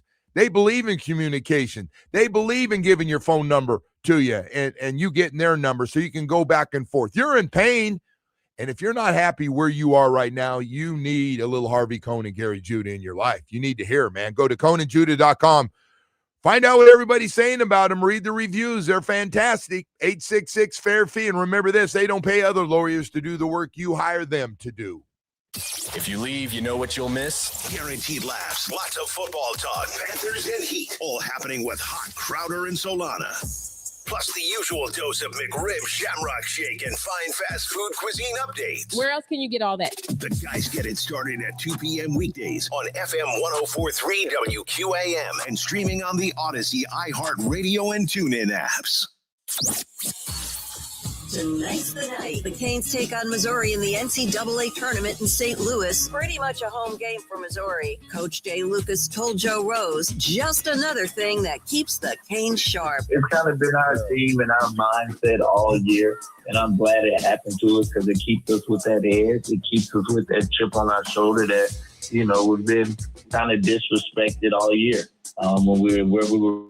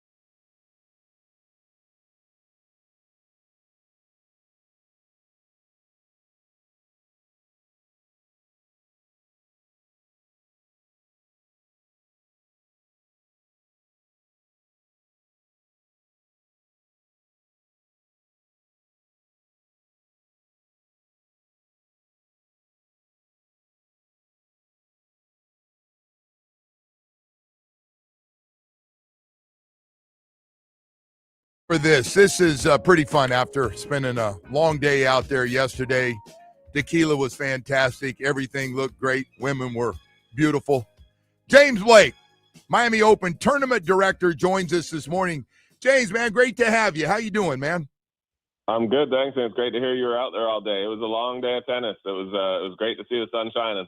Boy, I was checking in on you while I was watching that Fonseca match, and good for business because everybody's talking about Fonseca and Alcaraz around 7 o'clock or so tonight. That's going to be a fun one. Man, he got a lot better. You see him a lot more than everybody else, but only 19 years old, and he's a rock star. Yeah, he is, and it's incredible. I mean, he's so poised. He's definitely beyond his years in terms of his tennis knowledge and IQ. And, we had a couple of teenagers win yesterday. This kid, Rafael Hodar, Moise Kwame, the youngest player to win on tour since Rafa. Wow. So we had a few, and Darwin Blanche, another teenager. So it's good to see because, right now it's been dominated by the top two guys, Carlos and Sinner. And you got some teenagers starting to make some waves, and Fonseca is definitely leading the charge. But it was great to see. He's got so many fans here, so it's a lot of fun, and we got an absolute blockbuster tonight with him and Alcaraz is going to be. Yeah. That place it can only hold so much. Right. It's going to be packed to the gills tonight at Hard Rock Stadium. It is, man. Right to the very top. Hey, Hey, James, I got to tell you, yesterday I got off work at 10, so I was out there early, and it was great. And I know it's bad, and with the rain and trying to now, you had to double up yesterday. But if you're a junkie, you could go over about 15 different places, and there was a match going on. It was fantastic and they were just so many people out there. It was just great. But I got to ask you, so 2 days of rain, trying to get those matches in, you got to deal with players and their coaches and the delays and cancel. You have no control over them. What's that like for you? You're kind of the go-between of the high maintenance folks and the ones, and when are we going to play, and when am I going to be out there, and the whole deal. What's that like? Yeah, it's as you can expect. There's players that are expecting to be out there at all times. They want everyone wants to play at exactly the same time, and only one group of matches can play at that exact same time. So you got to kind of compromise with everybody. Like, look, you can't do it this time, but we got to accommodate this person. We got to make this work and look at their schedule. And then the other thing is everyone wants to know it early. And with the rain, it was very unlike a South Florida day where it just missed it all day instead of where we're used to just a downpour for a little while and then it's clear and we get some matches in. So we kept hoping, we didn't send people home until probably 3:30, 4 o'clock when we were able to send the first group of people home. And then we had to try to hold the night session because we still wanted to have a night session, hoping we'd get a window. And so it was just waiting around all day and trying to kind of delay people. Like, okay, just wait and see, and we'll see. And the weather report just kept getting worse and worse. So it was a tough day. But actually, it's funny that the players always want certain things. But one thing they do understand is they understand the rain. They get that's a little out of my control. So, right. There's obviously nothing I can do about that. They want some more information as early as possible, but they also understand that, without a roof, without any way of getting matches on, there's not much I can do. Watching Indian Wells last week, it's great to see Medvedev. I happen to like Medvedev a lot, and he got a little different personality, which I like. And I'm not one that gets upset when a guy or a 17 or 18-year-old slams a racket and tells somebody to shut up. I mean, come on, man. If you've ever played, there's a lot of frauds out there that play the game that do the same stuff, but now they're decided they're all worried about everybody else. But I do love Medvedev. What happened to his game, man? He got real good again. He got a chance to win the whole thing last week. Damn near did. Yeah, he did. Yeah, he had chances against Sinner. He's back to playing well. I feel like he got a little complacent in his game for a while there, where he was really, really backing up, really just relying on his legs to play defense, relying on just making balls and expecting the opponent to miss. And sometimes that happens if you get a certain ranking and you feel like you just want to kind of protect it. And now he's back to playing aggressive. He's back to playing the kind of tennis that got him to a Grand Slam title, to Grand Slam finals. And he's coming to net a little more. He's doing some things that maybe aren't as comfortable for him, but the way he knows he's got to play to compete with these top players. Well, I think it's great for the game, man. We just saw the big three for a long, long time where they just kind of rotated between the three of them, and I should throw Murray in there a little bit too. But then on top of that, I think it's great. We got Alcaraz in center, kind of dominating right now. How do you look at it with two guys kind of going back and forth? One or the other seems to win the majors.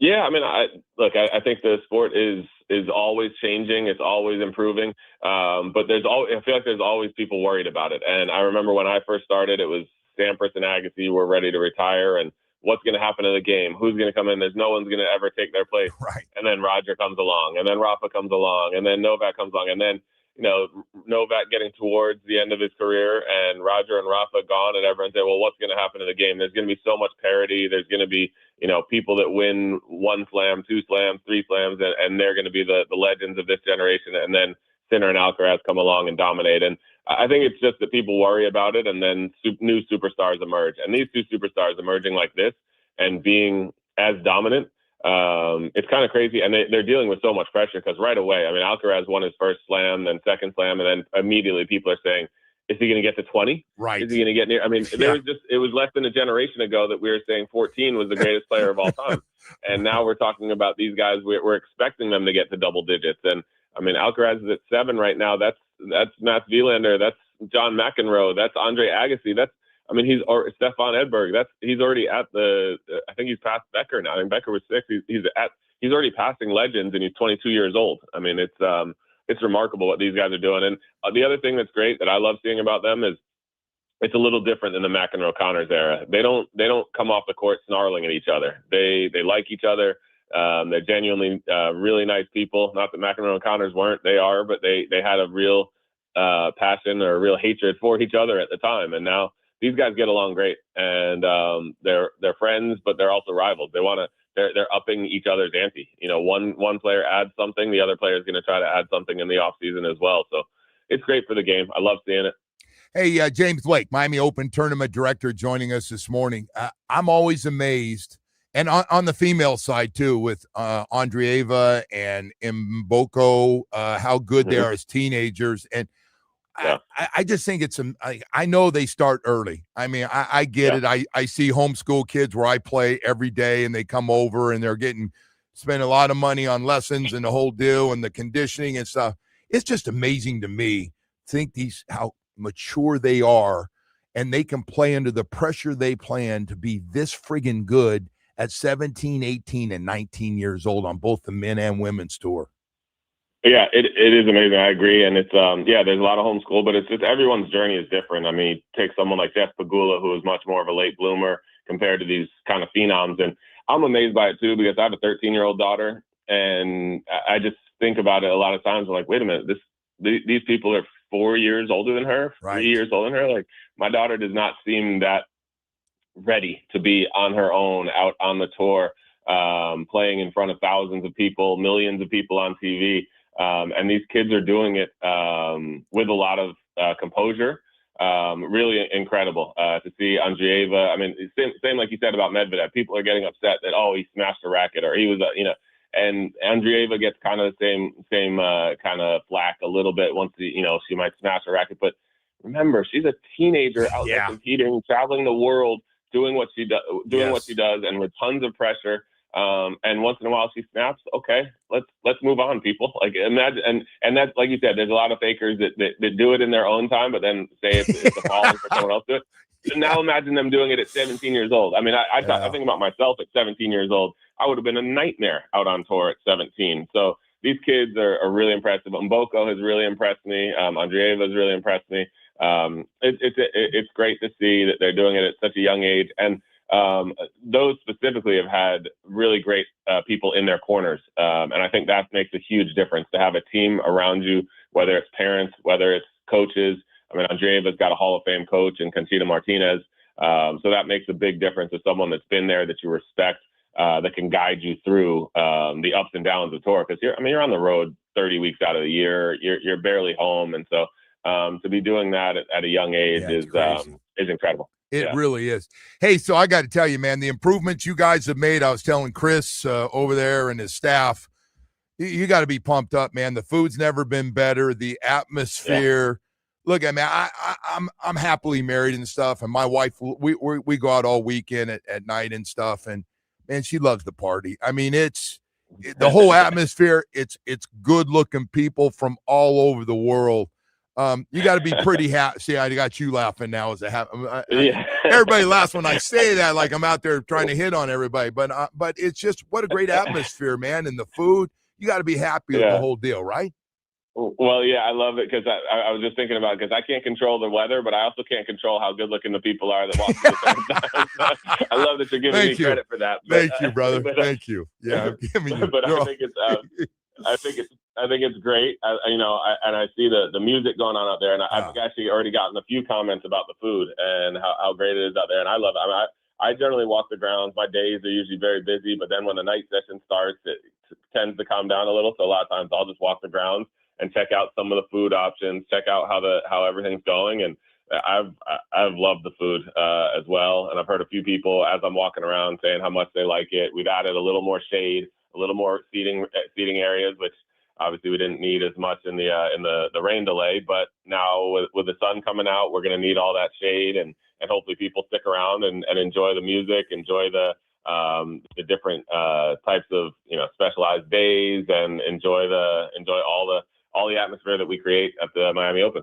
Hey, last question, or I got a couple left here because I don't get to talk to you enough, James. You've done this, man. So, so I'm just curious. So there's a ton of matches going on, and now the big players are all going to start. The top seeds will start playing in this tournament. Do you have a couple for people going out? They got day passes. They're going to be out there today, Saturday, Sunday, all day. It's going to be packed. Mm-hmm. What would you recommend? A couple of matches of some young people you really like to watch on the move. Well, okay. If we're going with young people, I would say today we got Darwin Blanche won his first Masters 1000 match yesterday, and he's going to come back today playing Arthur Feast, who's a pretty young as well French player whose talent has been hurt for almost an entire year. And now he's back, and he is really talented. So that's going to be an exciting matchup. I think Feast is a little more polished right now, and he's the fact that he's healthy, he might get that win, but I still love that matchup, and I love seeing that these guys are hopefully going to be there for quite a few years in the future. On the women's side, maybe it's a bias or whatever, but I really like Taylor Townsend. She's such a great story. She's one of the moms on tour. She's got a son, and she's one of the best doubles players in the world. But sometimes people forget that she's also a singles player, and she's had some success recently. Yeah. And she's just a really, really nice person, and I love seeing her. And she's playing Paolini today, who's a lot of times a fan favorite just because she's always got a smile on her face behind the scenes. And that's, what else I love about people when they're out there on the court is them being their genuine selves. And that's who she is. When you see her off the court and you see her in the back hallways and you see her taking off for transportation or whatever, she's just a nice person. She's got a smile on her face. Yes. And you see her out on the court, and that's who she is. So I love seeing that. And so that'll be a fun matchup with two of the nicer players on tour. Love it, man. I saw her over in the French Open this past year, man. She was, you're right, just got that just likable personality for sure. Hey, they didn't turn you into a pickleball player. Please don't tell me you turned from tennis to pickleball. Hey, those people they drive me nuts because they try to push it on they're trying to get everybody to stop playing tennis and play that. I don't care if you're playing padel or whatever they call it. What's the other one now? Paddle or padel. We're actually going to have a tournament out there at the Miami Open for that, which is I like great. That. And the reason is I love actually racket sports being able to coexist. I'm not someone that's got to push pickleball on you because tennis has opened so many doors for me. Tennis is my first love, my true passion. But I also now like pickleball. So I don't see it, and it might sound like blasphemy, but I can like them. I can like them both. I've had days in this last year where I'll play pickleball in the morning and tennis in the afternoon, and vice versa. And I don't see a problem. I don't love getting to the gym. So if I can get my workout in by playing a little pickleball and playing a little tennis, then that's to me that's a lot more fun. And I've gotten to meet a few new people, and pickleball is definitely easier on the body for me. So all right, that's fair. I'm listening to you. Did Jack Sock do this to you? Am I blaming Jack Sock who he flipped on us completely, man. Yeah, I don't see him playing as much tennis. He's taking pickleball much more seriously than I have. But I just think it can coexist. There's no reason for us to fight amongst each other. Yeah. You know, some tennis people, man, we're very protective. Hey, bro, don't try to put that on me. Century Village can have that for that age, man. Leave us alone there, man. And I still want to play singles, not doubles. So leave, the whole deal. Yeah, I get it. Hey, James, man. I love that you're a true tennis fan. Every year I come back on your show, and I love that you know the game and you love and you protect the sport. So I appreciate it. I don't know about all that. I'm a little over the top on this thing. I drive all my football buddies nuts. James, thank you, man. I really appreciate it. I hope to see you out there the next few days, man. Thank you for coming on. My pleasure. Hope to see you. All right. James Blake, Miami Open Tournament Director. And thank you for doing that for me, Chris, and everybody getting that done. I really appreciate it. By the way, something else going on here before we jump on this 8 o'clock hour. Marlins home opener is coming up. They made this one special. Got a few spring games left here. But the old Fighting Fish and the Rockies, 7-10 start, March 27th. The first 25,000 fans through the gates will receive first ever Marlins opening day bobblehead featuring Kyle Stowers, presented by ADT. The bobblehead, oh, by the way, I'm not done. It's a Friday night. It means you bring the kids. They got a great post-game fireworks show for you they're going to have there. First pitch, fireworks. We're doing it all for you. Opening day, man, is going to be a little more special this year. So if you're ready for baseball to start up, there's nothing like going out there for an opener. Welcome to the new season of Marlins baseball. Get your tickets now at marlins.com/opening day. And by the way, keep listening for the show today. We're going to give away a pair of tickets to the opener. That'll be later on in the show. This new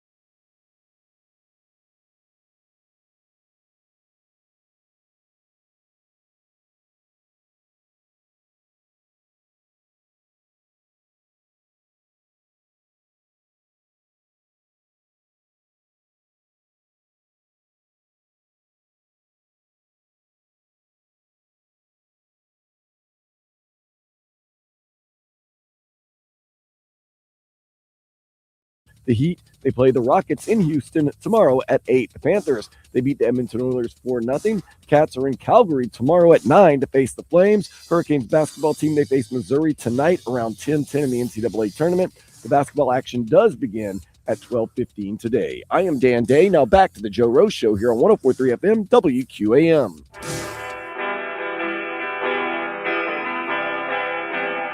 I owe LeBron James a big apology today.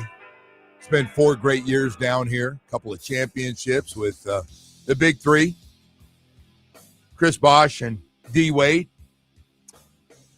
They got in at 4 or 5 o'clock in the morning, and they played their ass off last night. And, yes, LeBron played, Luka played, and Austin Reeves played. And they not only played and got off to a very slow start. Were they down like 12-2 to start the game, and early second quarter down by 15 for a while. And then they went out and got their 8th straight win. Luka, 18 of 30, goes for 60 points. Dave, I don't know what the hell's going on, but the other part of this, LeBron James had a triple-double at 41 years old, had 30 points the night before. Apparently says, I'm playing, guys. We got this thing rolling. Let's keep it going. He goes 19, 15, and 10 assists. He had a triple-double. How do you feel Luka goes to the free throw line in the last minute or so, and Heat fans are chanting MVP? Is that great sportsmanship, or is that bad home fandom? I kind of like it. I kind of like that they recognize the performance.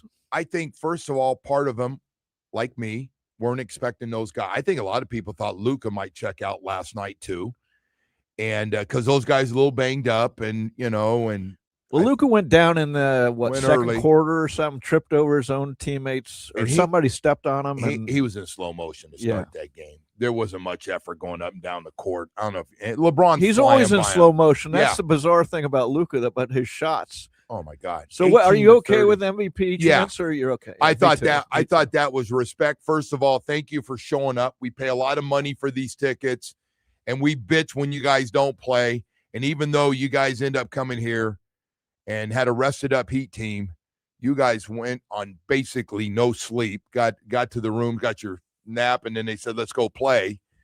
I think I have great respect for him. I'm like you. You kind of came in and go, "Hey, man." They played the Heat. They didn't play great defensively. You give up. They gave up 75 points. They're not a great defensive team, though. They gave up 77 in the second half against the Hornets. Not great stuff. But hey, listen, man. They had it within 4 or 5 points right there at the end of the game. The Heat played a hard game. I mean, that's probably as good as they can. I'm sure Spo's saying we got to play better defensively, obviously. But he tried to zone it a lot, and it doesn't matter what they played. Look, some of those shots Luka hit at the end of the fourth quarter, and you're saying, well, those are shots he makes, which it does. Well, it's crazy that he makes them. That's the point, that he's always taking those bad angle, almost out of off balance. The guy in his face, and he throws that last one in, and I'm like, good God.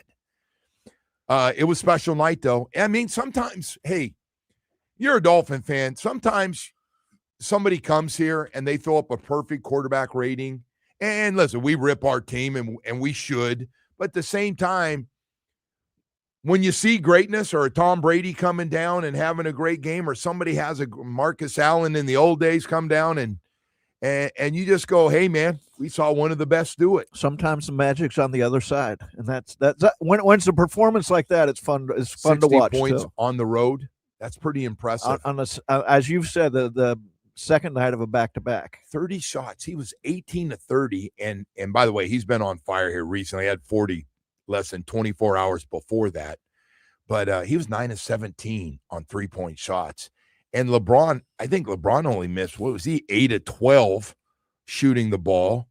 So, and the night before, he was unbelievable. I said he had 30 points. But, hey, man, I thank you for playing. We sit here. I love this. We sit and we rip them, and I'm guilty, for rest days when they come here. Steph Curry and Draymond and that other guy that used to play for us didn't play the night. They came down here after they lost to Orlando the night before. That was BS. A lot of people want to see, especially Steph Curry play. Well, my point of the NBA is if they don't care about the regular season, why should I care about it? And that's a lot of times I get that feeling. But last night they cared. Right. And the Heat cared too. But both teams played as well as they probably can. I mean, the Heat are sure they want to play better deep, but that was a representative hard game by the Heat. And they got beat by a good team. And the sad part of this whole thing is they just feel like just yesterday had 7 straight wins, which doesn't happen a lot. 7 straight wins to get themselves for a cup of coffee into the 6th spot. They lose 3 in a row, 38-32, back in the 8th spot again. Yeah, I thought when they won 7 in a row, and I get 3 of them were against tanking teams, but still they had some nice wins in there, and they were getting people back healthy, and you thought, okay, they're finding their stride, as you get to the end of the year, and we'll see where this goes. And then they lose 3 straight, and you're like, okay, that's the hallmark of a average team. It's just, I think everybody, including Spose, talked about we're better than a playing team, and we don't want to be 7-8, the 7th or 8th spot, because then, hey, it's a 1-game shot. You could lose. 9-10 gets hot on that night. You're out of the tournament. You want to get this thing and get a chance to play the Knicks or somebody like that, or Cleveland, and see what happens in a normal series. Or are you just thinking, you're giving me that look like, well, I'm like, I agree. I did. I was thinking, you're right. You want to get 6, or as we when they got 6 last week, you're thinking maybe they could get to the 5th, but 6 against 3, 5 against 4, you got to. But are they going to get a game off of the Knicks, or they should get a game off? You never know with the Knicks; they're up and down. Cleveland's up and down. So yes, you want them to get there and see where it goes in the playoffs. Detroit's best player's got a collapsed lung. Yeah. I don't know when you come back from that. Yeah. So a few of those. You take your shots in the play, and they showed you get some breaks when they were the 8th seed playing game with Jimmy, and they went to the finals, right? I know. And they got some breaks, and they played great, and that's not going to happen again. But maybe could win a couple games, and think about taking a series. They win a series, and they're going to be saying we're better than we've been the past 3 or 4 years. They would. But if they take a series, they will be, right? I mean, but they're going to say overall we got. What do you do in the off season? Are we going to run? Giannis is hurt all the time now, by the way. Yeah, I don't know. But you take your shot on Giannis, right? You say, get in the program here. We got to. And he's had a lot of injuries. He has, he's hit that 30-year-old, 32, and a lot of mileage on his body. And Pat Riley. You know Pat a long time. Is he gonna make a run at somebody this summer? Giannis would be the thing is the Heat are blocked out. How they put together the big 3 with spending all that money, you can't do that in the NBA. They block that out. So the avenue now is to make a big trade, and do the Heat have enough trade capital to make a big trade and keep Bam? Yeah, because no one's going to want to come here. Well, Giannis ain't going to want to come here. Everybody wanted to play with D Wade when he was going through it. Do we have anybody who wants to play with Bam? Yeah, Giannis and him are good friends, evidently, and I got a lot of respect. Bam would be a great guy to play with, right? He plays hard. He does a lot of things, especially defensively. He got some nice rebounds last night. Took him back up for dunks. Yeah, and he's become I don't want to say a polished offensive player, but you can see the huge strides he's made offensive. Look, 82 points or 83 points speaks for itself. But last night, even his 3-point shoot, it looks so fluid compared to where it was a couple years ago. Yeah, I like Bam a lot. I like what he stands for. I love the way he plays.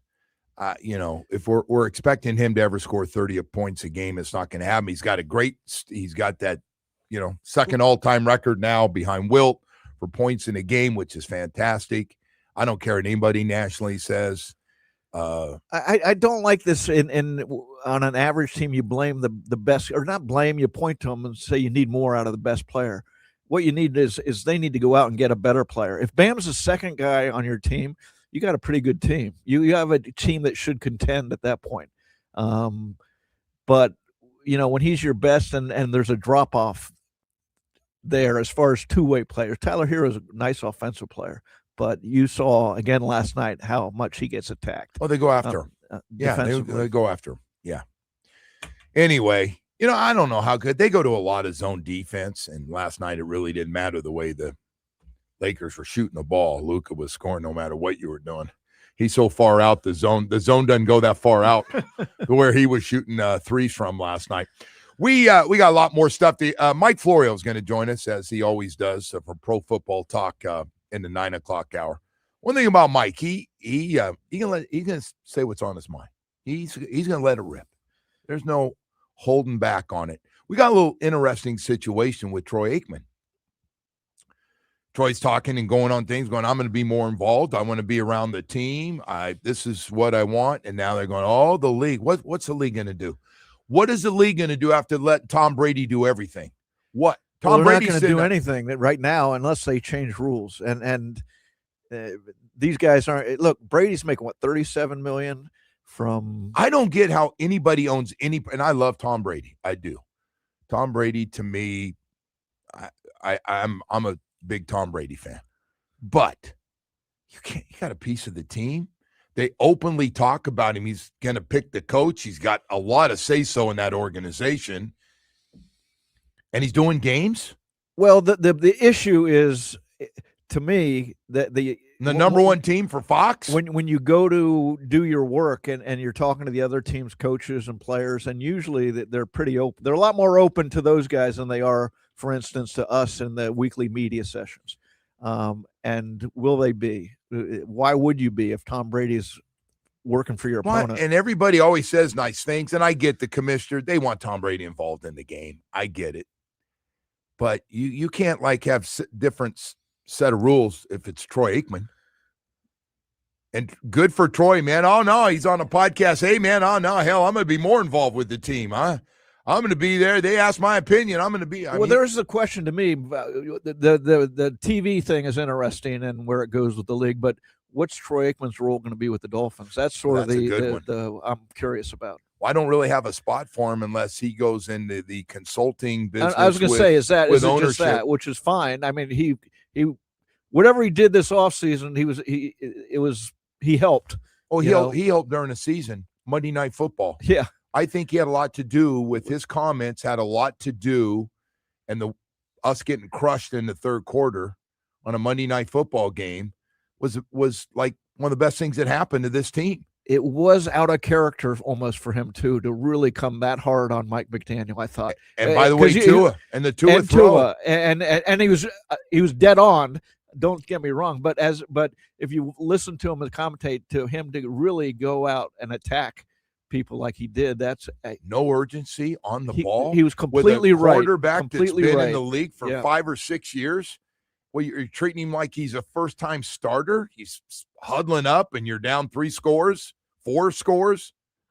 Whew. But it's like he had some serious opinions inside this about how things were being run, question. Right? Hey, Dave, you know how this thing works. We got to tell you about Atlantic Men's Clinic, ED and Low T. Don't say a word, David. I'm not getting you involved in this one. But I got to tell you, man, Low T is one thing, but having ED is another. It happens to every guy out there. Even if you're going into tennis today, I want to let you know that beautiful wife, you're going out there and you guys going to be hanging out all day and you guys enjoy your tennis and stuff. But, hey, Atlantic Men's Clinic wants to let you know if you have Low T and your energy level is not where it used to be and you find yourself constantly tired and then all of a sudden ED kicks in and your old sex drive is gone. Oh, my God, it happened to me. Man, it was so bad. So bad. And it messes with you, man. It hit me into depression. Not that I needed that in my life, too, but I got to tell you, it does. And Atlantic Men's Clinic, here on a Friday, I'm going in there to Atlantic Men's. It's an Atlantic Men's Clinic day for me, folks. And for a lot of guys in South Florida, they know how well Atlantic Men's Clinic works. You go in there, you set up the first appointment if you're going through this ED and Low T thing, and it will happen to every guy out there. Doesn't matter, black, white, heavy, skinny, it happens sooner or later. Some guys as early as their early 40s, late 30s. But I want to let you know, Atlantic Men's Clinic will knock it out quickly. You get your PSA test done. If medically advised, a test dose. You meet with their professional staff. They get your results, and they put you on a plan that's perfect for you to get great results. And it happens fast. The number one question I get, how quickly before it works. And I know right away the guy's talking about ED. Hey, listen, I want to let you know, if you'd like to get your energy back on the weekend, how about those vacations you used to take with your whole family? They were active, and now you find yourself, I don't know if I want to go there. It's too much walking.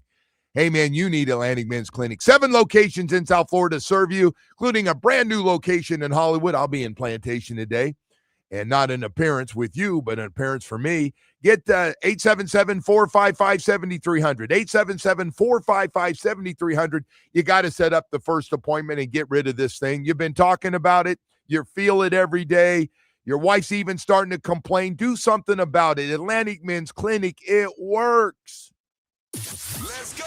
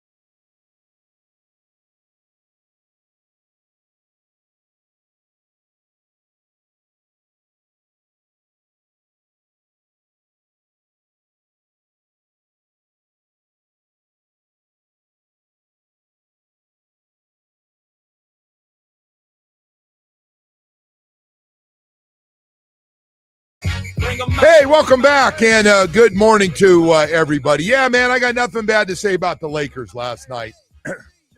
Showed up. We sit and rip the NBA and the big problem they have, and last night the commissioner had to be one happy dude, Adam Silver, to see LeBron, Luka, especially LeBron and Luka play, and I might add play well enough to win on, you talk about a tough back-to-back night, flying on the road, a late night game in Houston, and then get in, some said 4, some said 5 o'clock in the morning, go to your hotel, check in, get some sleep, and then go out and play. And by the way the game started was 12-2 right off the bat, the Heat, and you were going, oh my God, I thought right away they might beat them by 30. They had 42 points in the first quarter, and I thought, okay, they're gonna run them big out. night, Yeah. Big night for the Heat, and the Lakers are tired, and they're at the end. 15 seconds to go about, and Luka's going to the line, and he misses his first free throw, makes the second, and the Lakers for his 60th point, and the Lakers celebrate. It was good to see the Guys LeBron care. get he cared. They cared about the night, and sort of like when the Heat. I mean, obviously a difference. 83 points for Adebayo. They were going nuts over it. And, well, last night LeBron played 40. Is he 41? 41. I was going to say 42. 41 years old. Goes 8 of 12 from the field. Has 19 points, 15 rebounds, and 10 assists. That is a triple-double for a 40-year-old guy on the road. And of course, the guy's taking over. I give LeBron credit, although I think LeBron realizes that he's not the same LeBron physically. He's got good nights where he can really go. He is a freakish athlete to this day, still a really good basketball player, really top-tier basketball player. But he also realizes, even though Luka's not the most athletic guy, he's one of the best players, especially offensively, leading the league in scoring, 60 points last night. And he seems to, hey, late in the game, I've seen this lately now. They show these highlights during this winning streak, and Lucas hit some big shots at the end of games. And he took a bunch of them last night when that thing was 4 or 5 points. It was Luka hitting these ridiculous, not your normal wide open three. That little step back on the 1 foot and going backwards. Hit some big shots last night. So congratulations to the Lakers. But don't you respect LeBron more for not being – he realized, okay, I'm not the guy I was 10 years ago. I'm still pretty good, but I need help. He tried it with Anthony Davis to bring him on, and well, I mean, they won a title together, so it's not like – yeah, but he's glass. Yeah, he's hurt right, all the time. right. But so now he's okay, Dončić, you're 1A, I'll be 1B. That's fine. That's fine with me. I'll swallow. I don't have that ego. I realize my game, it's gone down a notch, only a notch. I mean, he's still a dominant player in the NBA. If you saw him the night before in Houston, he can still turn it up when he needs to. I got to tell you, this Luka and LeBron thing, on any given night, like they had 70 points together the night before, 30 and 40. And then last night, Luka goes for 60 and LeBron goes for 18. Those two are scoring 70-something points a game. Pretty good stuff. And, oh, by the way, the third guy ain't bad either. We didn't talk about him, but he was pretty good last night too. I still don't see how they get above Oklahoma City or I agree. San Antonio or Denver in the West. I think they can beat Denver. I might be wrong. Denver just up and down, but I'm with you on the other two. The other two. OKC is once all healthy and all back. OKC with SGA. I mean, he's the dominant player in the league. And he is something. By the way, he's got the maturity too every night, the way he is. Everything's business. Everything's about getting the win. He's got as much Michael Jordan in him as anybody I've seen. It's a business trip, man. He has a little fun, and the guys all stand behind each other, by the way. Whoever's getting interviewed, the guys always rally around him, and it's kind of cool considering we couldn't get some of our guys to do interviews that used to be here. That guy that used to be here that's out in Golden State with an ACL, he couldn't get him doing. These guys do them, and Jimmy was an odd personality. He's even not really liked inside the team or the franchise, even as everybody respected him. But that was it. To me, that was the interesting thing about the big three when they were here. Everybody in the franchise really respected how they went about their work. There were moments, of course, as there always are, but they were talking pros. about pressure on them, the big three. They realized when they put that team together, anything short of winning a championship was going to, when they put that three together, and we were excited, and the rest of the NBA and the media in the NBA were pissed off that how dare somebody do this. Meanwhile, that's been going on everywhere else. Nobody says a word now. Now it's okay, except Kevin Durant leaving OKC to go to Golden State. They were pissed about that. That was in the right after the big three, like, oh, here they go again. LeBron and KD have that in commne. Everybody was upset. But you forget the moments of the big three, like Pat Riley's talked about at the end of the first year when they collapsed. LeBron really collapsed in the final series. He wouldn't take shots in the fourth quarter. Yeah, he and that was weird. His weird. His postseason meeting with LeBron, where they just sat there across the table looking at each other and for moments, and it was finally Pat said, I got to get you more help. And that was sort of, I'm sure in their relationship, it was a defining moment. But the point being, LeBron grew up here. I mean, he realized, like a lot of guys have a struggle to win a championship for their initial time, right? I mean, when the burden's on them. And you saw the next year, and we talked about it earlier, they go to Boston in Game 6. And the whole big three era is on the line, really. I mean, if they going to lose in 6? Are they going to break up the team, break this up if they lose for the second straight year? And LeBron 45-15, and was just dominant. It's one of the best games I've seen him play. That's one of the memorable games I remember watching down here of a local team. It was in Boston, but I mean of a local local team. I was there. It was one of the people asked me about all the games I've seen in person. I said that I was at all the Heat games that year on the road, and said, man, that was that's one of those special ones. That's where a great player takes, and it was over. I mean, it wasn't like it went down to the wire. They just went out, and that setup Game 7 was that atmosphere in Boston. They were ready to party. They knew they had the Heat on the ropes and no question putting them down. And there was that place just died that night. Hey, Dave, we've got Mike Flora going to join us coming up here. And we've been talking about a lot of different things, but we haven't talked much about Malik Willis with all these things going on. And I like to just do little reminders from time to time. He's still got to have 5 guys block for him. If you don't do anything else in this draft, and we need skill position players, and I know we need them everywhere, pass rushers, cover corners, wide receivers, you better, with all these picks, get that offensive line taken care of once and for all. You got a center, you got a left tackle, you got a right tackle. I don't know about the guards. So I hope works out. I do. You get first crack at it, kid, but you've got to make that. And I'm not necessarily saying the first overall pick, but our fan base can't expect Malik Willis to go out there and do it by himself, run around for his life if they can't do things. He needs, and by the way, the second part of it, he needs somebody who can catch the ball. I know we got some receivers, but that's why if Mauigoa is there.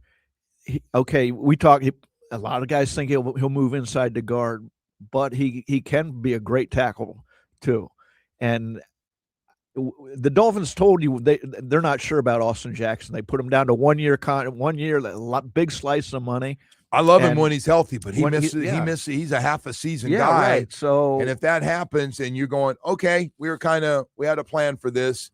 Maui, no, you go back out to right tackle. That makes all the sense in the world to it draft does make him. a lot. I mean, from the outside. Now I don't know where they rate him and all that. I have guys tell me, Joe, he got no shot to get to 11. Yeah, that's the question.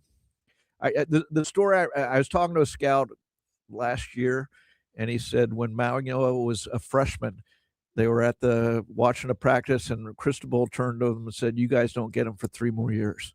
Yeah. And so they've been waiting. The scouts have been waiting for him to. They've known who he is. I can't wait to get out there. I think they've got another guy that's going to line up at right tackle. They think is going to be here 3 years. Number 1 offensive lineman in the country's in here, and same deal from Missouri. Yeah, I don't know, from small area somewhere. Yeah, freakish, physically freakish that they've been raving about. So, I hope this Maui Noah thing, man. And again, because you know how this works. You don't have somebody to play with, and we're hard on quarterbacks anyway. And they're, oh, look at this, and can't do this, he can't do that, and like he's running for his life. You think Willis was surprised with the Waddle trade, or was he?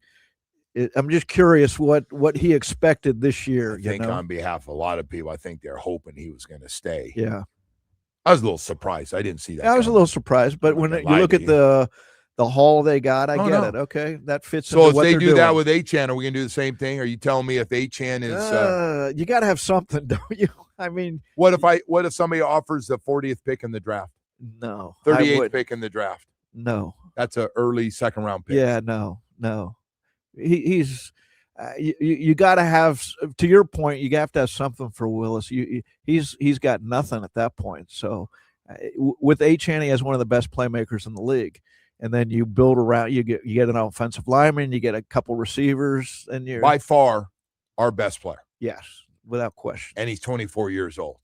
We hit on a draft pick that year. Now it's running back, and as no, I know. But, well, John Schneider, a dime a dozen. I know. No, well, let's look what the Super Bowl champs just did.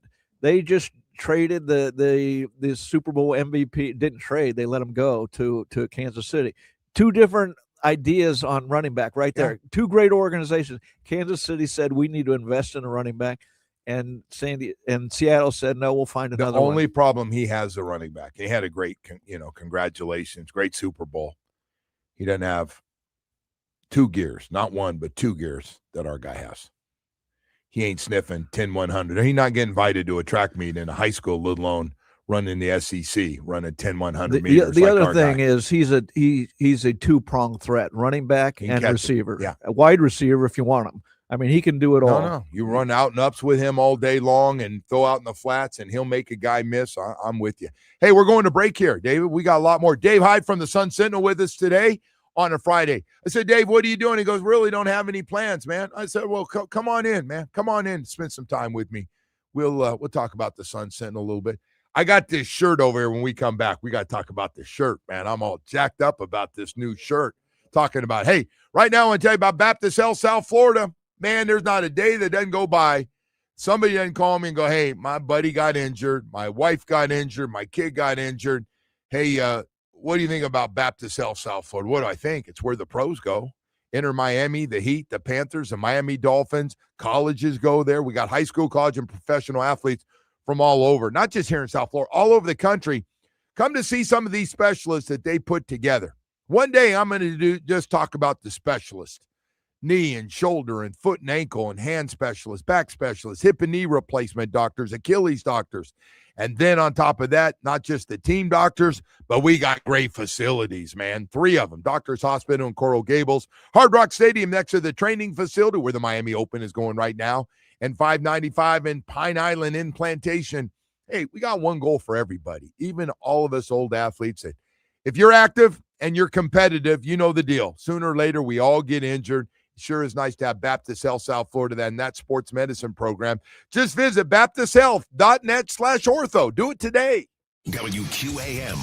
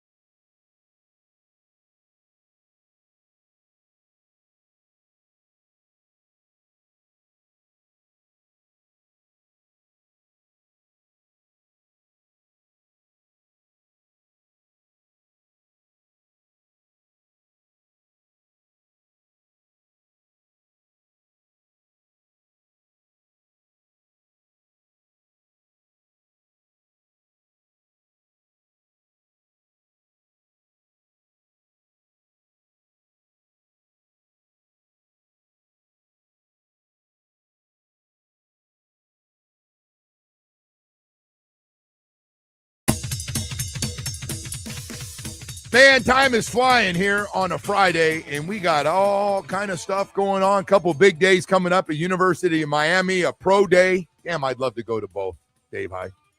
You can do it, Joe. Oh man, I got so that much. pro day was like 7 hours though last year. It's a full day. Remember Cam Ward? Oh, he was a show. He waited to throw though. I don't know. They had a window on NFL Network. I think they wanted to put him on. watching NFL Network, and they waited, and then he came out and put on a good show.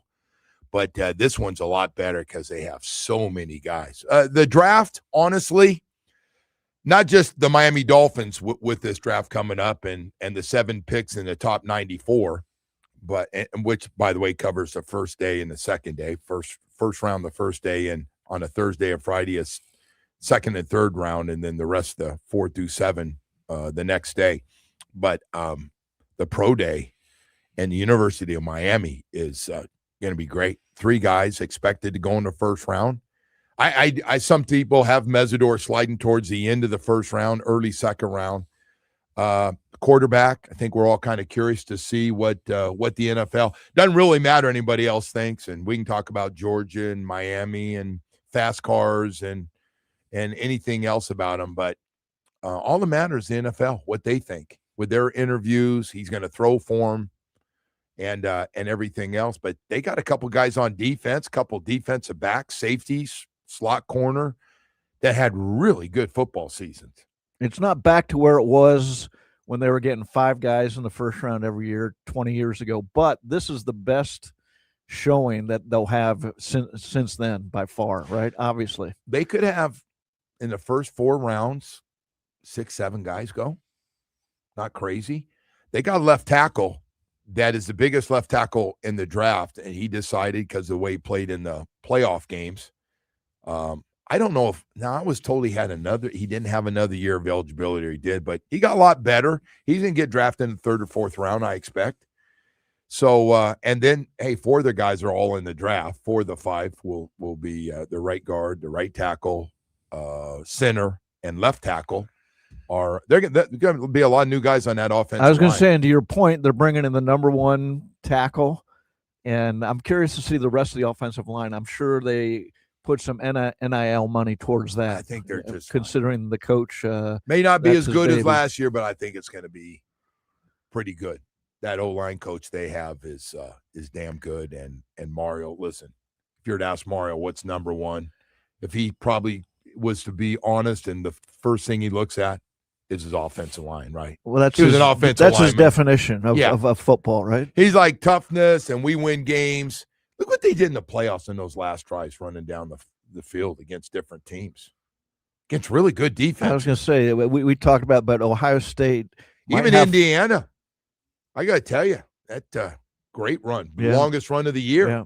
So anyway, it should be fun. We got this 9:00 hour coming up. I do want to say this: if you're looking for things to do, and we still going to give away a pair of tickets for the Marlins opener, which is right around the corner. But we have the Miami Open tournament, and day passes are a blast. I happen to be a big fan of them. Besides, Stadium Court, you get top-ranked players will play there, and tonight's a great one with Fonseca and Alcaraz around 7:00 tonight. It's going to be a good one. Should be fun. Both Fonseca brings a lot of Brazilians to it, and Alcaraz, the number 1 player in the world. He is the most popular player on tour. So you look at that, but got a lot of matches on the outside. They got great food. It's music. People look great. All different ages out there. It's a big party, and I highly recommend it. I'm going to be out there Saturday night enjoying that party myself.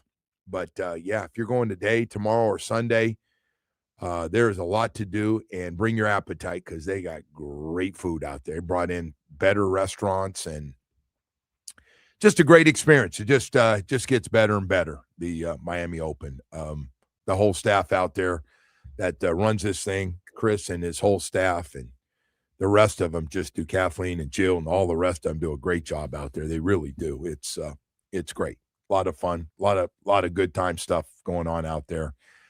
For people to go out and have fun. Hey, besides all that, Jay Lucas got a big basketball game tonight, trying to win He's done everything else. He won 25 games. Now he's trying to win one game. Just one right now. I'm not saying it's over, but beat Missouri. Last game of the night tonight. Jay Lucas plays Missouri, 10-10 start, and tries to get his 26th win of the season. From nothing, from no players, no coaches. And now Missouri has some size on them. And Miami loves to play inside there. They don't shoot threes, last in attempts, and they don't shoot free throws very well either. Or free throw. But what they do is they pound the paint really well. They score a lot in the paint. But Missouri has a couple big guys, not big in the numbers when you look at them. Their center's 7 foot, and averaged 7 points and 5 rebounds. So that tells you what game he plays. But size, we'll see if they can score like that inside. I think Malik Renew, who's been their leading scorer, needs another big game. See, you got that big body underneath, really good scorer. So should be a lot of fun. Hey, we got 9 o'clock hour coming up here. Mike Florio will join us early on, and we got a lot of football news that we'll get you caught up on with all that stuff. And besides all that, I do want to talk to you about Michael Kotze at Choice Mortgage for just a second this morning.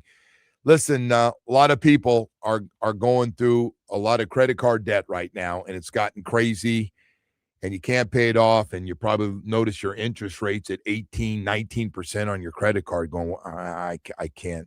I'm a mess. I can't. If you need some help consolidating this whole thing, Michael Kotze can help you out. Behind on property taxes, HOA dues, assessments, judgments, liens. That's also a problem. Happen a lot in the condo world right now. And if you're going through that one and going, boy, it's just getting worse. What am I doing? I can't even sleep at night. I'm so stressed out. Want to let you know, let Michael Kotze help you. Matter of fact, reverse mortgages, if you're 62 or older, one of his favorite things to do is get you qualified quickly and get all that equity out of your home so you can pay all these bills off and take care of it. Matter of fact, first-time home buyer programs, little money down. Michael Kotze's got that for first-time home buyers out there. You can go on and on about all the great work Michael Kotze does. Debt consolidation, and you need that second mortgage. You need to get some of that money out of your house. Michael Kotze will get you the lowest rates and really put you in a lot better situation and out of some of this debt. So I just want to let you know, it's Michael Kotze at Choice Mortgage. Go to Google reviews on the web, Choice Mortgage Reviews, and get this stuff taken care of. The man works all the time. Works 7 days a week. You always get a hold of him. Get the paperwork going this weekend. Call or text him, 561-441-2730. That's 561-441-2730. 30 years. It's been Michael Kotze at Choice Mortgage. He and his staff are fantastic. MLS 166254. Rates and terms subject to change. Daily without notice. He's an equal housing lender ready to help you right now.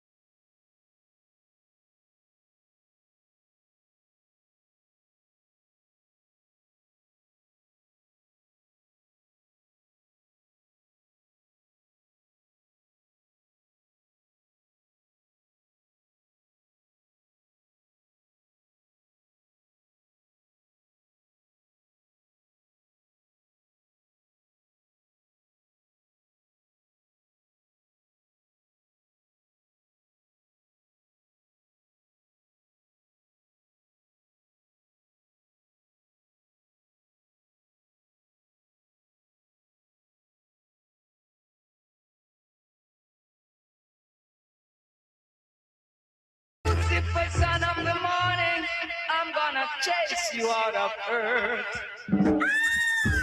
All right, welcome back. Man, 9 o'clock hour. Nobody can mess up a 9 o'clock hour on a Friday, man. The last hour of entertainment for us. I was going to say working, but this job's really not working. I think that they pay you to do this is beautiful. But, Dave, more importantly, you brought me this shirt, man. I love this thing. I got – how beautiful is that, Jamie? Jamie, you can appreciate this.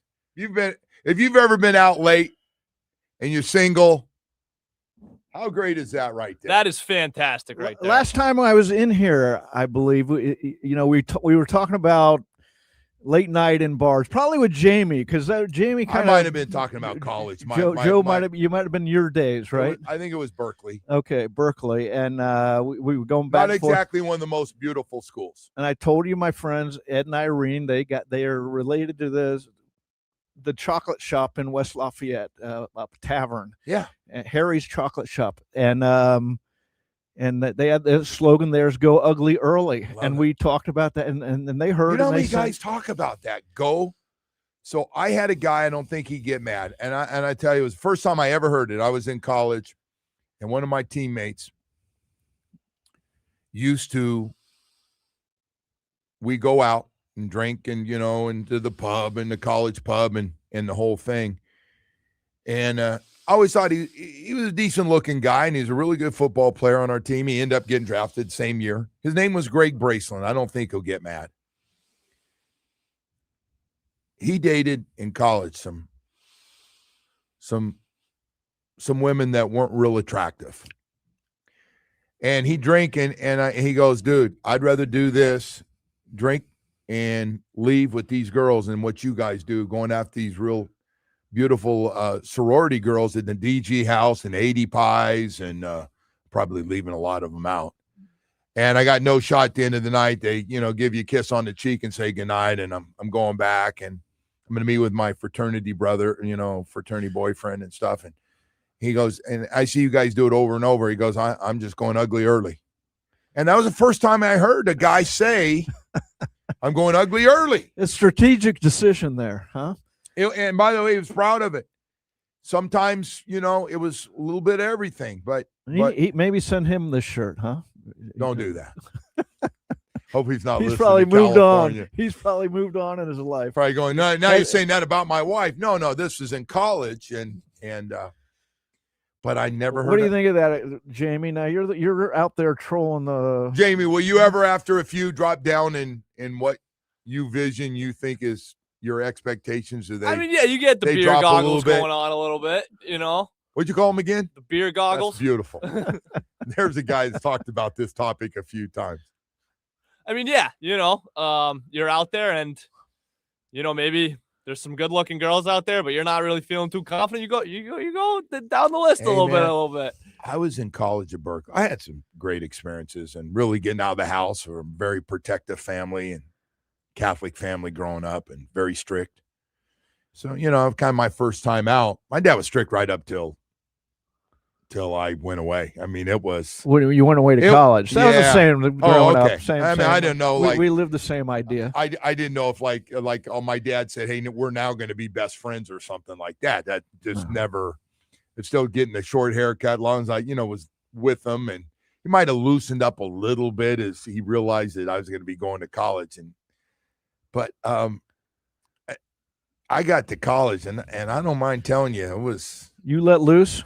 I let loose. Everybody let loose on some level, right? Now you on the football team, and you probably had groupies and everything, didn't you? No, from the Joe Rose. That school's a little different. School is not your normal school, which I didn't know at the time.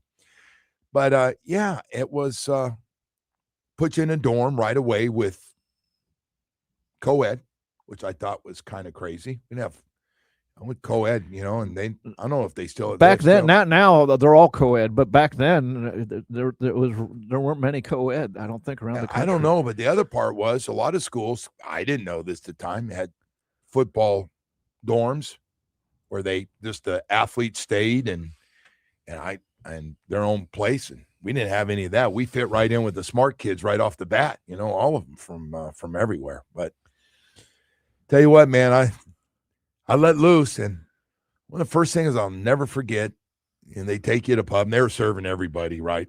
Beer, starting it. You could go in there. Everybody had a fake ID, and some of them were like handmade. They were so bad. All right, you're good. You're good to go. You're good. Go in there. So you went in there, and I met these gals, and they were wild, and they always invited me up for late night peanut butter and jelly sandwiches with chips from their sorority. Was that the expression? You want to come over for some peanut butter and jelly? Well, they were big girls. They were big. It was a big girl sorority, and they were great. They'd hang out, and they was wild as hell. They were great. They wanted to have fun. They had fun. If you read between the lines, whatever that meant, they had kind of a guy take on life. They wanted to do a guy, they do a guy, like, and so what? It's like, and we go in there and they break in. They had a key to this. They shut the kitchens down, except this one. They could get in. Sit there at 2, 3 in the morning. Whatever they had in there, we would. You can't have a peanut butter and jelly sandwich, I bet, in life anymore without flashbacks, right? I think of them sometimes. Yeah, I still eat a couple. You eat peanut butter? Oh yeah, and jelly? I like peanut butter and jelly. I do too. Yeah, I'm a fan. I don't mind telling you. I'm a fan. The wife went down for a couple weeks with an injury, and I didn't know. I can't even shop. Go get a few things, but it was already. You can't heat up that Costco pre-made stuff. Well, I can, but and so anyway, for a few days, I just not very good. And I just said, "Hey, I'm having a peanut butter and jelly." I ate a bunch of peanut butter and jelly sandwiches. I'm not judging you for that, Joe. I'm right there with you. And I'll throw a can of tuna. Well, now you're going overboard here. And I'll put the mayonnaise in it, mix it up, put some you drain out that juice. Yeah. Well, it's been, it's canned like 10 years earlier. Yeah. Come on, calm down. 1999 piece tuna. of cheese on that top and mayonnaise that bad boy out. It was good, Dave. Joe, order nasty, Joe. Order out for a pizza. Come on, Joe. That tuna, you lost. You want to do there. a tuna can? Tuna can with mayonnaise, and then you're throwing a piece of cheese on it. That does not sound very appetizing. Yeah, I'm with Jamie there. I'm with Dave. Order a pizza. Yeah. By the way, then I guess you're not one of these that'll go to a Subway and go, "Can I get a tuna and cheese sandwich loaded?" Well, that's different. Not really. I don't have to open the can and look at that oil sitting on top of the tuna. Yeah, but you got to take that out right away. I know you drain it out, but it's still. It's got this smell to it. Yeah, it smell does. Gets to me. Right. The smell. That's spoiled kid talk right there, though. That smell. Listen, I was all for the peanut butter and jelly sandwiches a minute ago. So now you're going to tell me you never had there's Spam. A line there. Now you're telling me you didn't have a can of Spam when you were a kid on a sandwich too. Can't say I did. No. Were you a Spam guy? I liked them. You didn't like Spam? No. I probably had Spam a couple times. David, but you're showing your budget that your parents were on. If you're not eating tuna cans and Spam. Listen, I can live on peanut butter and jelly. That's the budget. But Spam. I just got out of college. I know the cheap lifestyle, but it's more ramen noodles and peanut butter and jelly sandwiches. Things got a little ugly in here now, though. I can tell now everybody's getting a little defensive of Spam, Joe. Come on now. Now, next thing is the one that we had all the time. Sardines. Bologna and cheese sandwich. Oh, I did bologna. Yeah, I love bologna. So the other day, she goes, "I'm going to get turkey and ham for." She likes the sandwich, and Boris said, and I go, that's great, but can you give me a thing of bologna? She goes, "What? Why are you eating bologna?" I go, "I like bologna, and it'll stay in there for a couple of weeks." Yeah, I didn't know as a kid there was things like roast beef because we had bologna, and then we didn't have roast beef or anything like that. We rotated bologna, the tuna, in those cans. My mom would make tuna, but but that's different than me pouring. Just I don't know, Joe. That tuna thing turned me off when you were talking about it. Well, I'm just. But bologna, I'm with you. I'm bologna and peanut butter and jelly. Absolutely. No, bologna and cheese, but it was asking for a lot of mustard and mayonnaise. There's no question about that. Hey, we've got a lot more. We've done it now. I just turned all you guys now off. I'm thinking completely. of Wonder Bread. Now I'm thinking of Wonder Bread. And I bologna, do remember that. Yeah. Even dry, you're ready to go. Mike Florio from Pro Football Talk is going to join us coming up here in a couple of minutes. But first, Chevy Truck Month, man, it is here and going strong. And boy, if you're looking around for a new truck, we got it for you. We got the rugged Colorado to the highly capable Silverado 1500, the powerful Silverado HD, and the unbelievable Silverado EV. We got a truck absolutely perfect for your lifestyle. We got great deals going on this weekend. If you're out looking for a new truck, it's our big dog. It's always been, hey, our not only our leadoff hitter, but it's our cleanup hitter. Boy, if you need power, you need strength, you need something that is durable, Silverado truck, absolutely perfect for you, whether it's a full-time working truck, needs to be a family truck, needs to be an entertainment truck on the weekend with all the toys you're pulling around from wave runners to boats. We got that truck for you. All the power any man could ever want is going on right now at your South Florida Chevy dealer. It's Chevy Truck Month. Stop by, take some test drives, sit down, and get yourself a great deal on a perfect truck for your lifestyle. South Florida Chevy dealers will be waiting for you this weekend.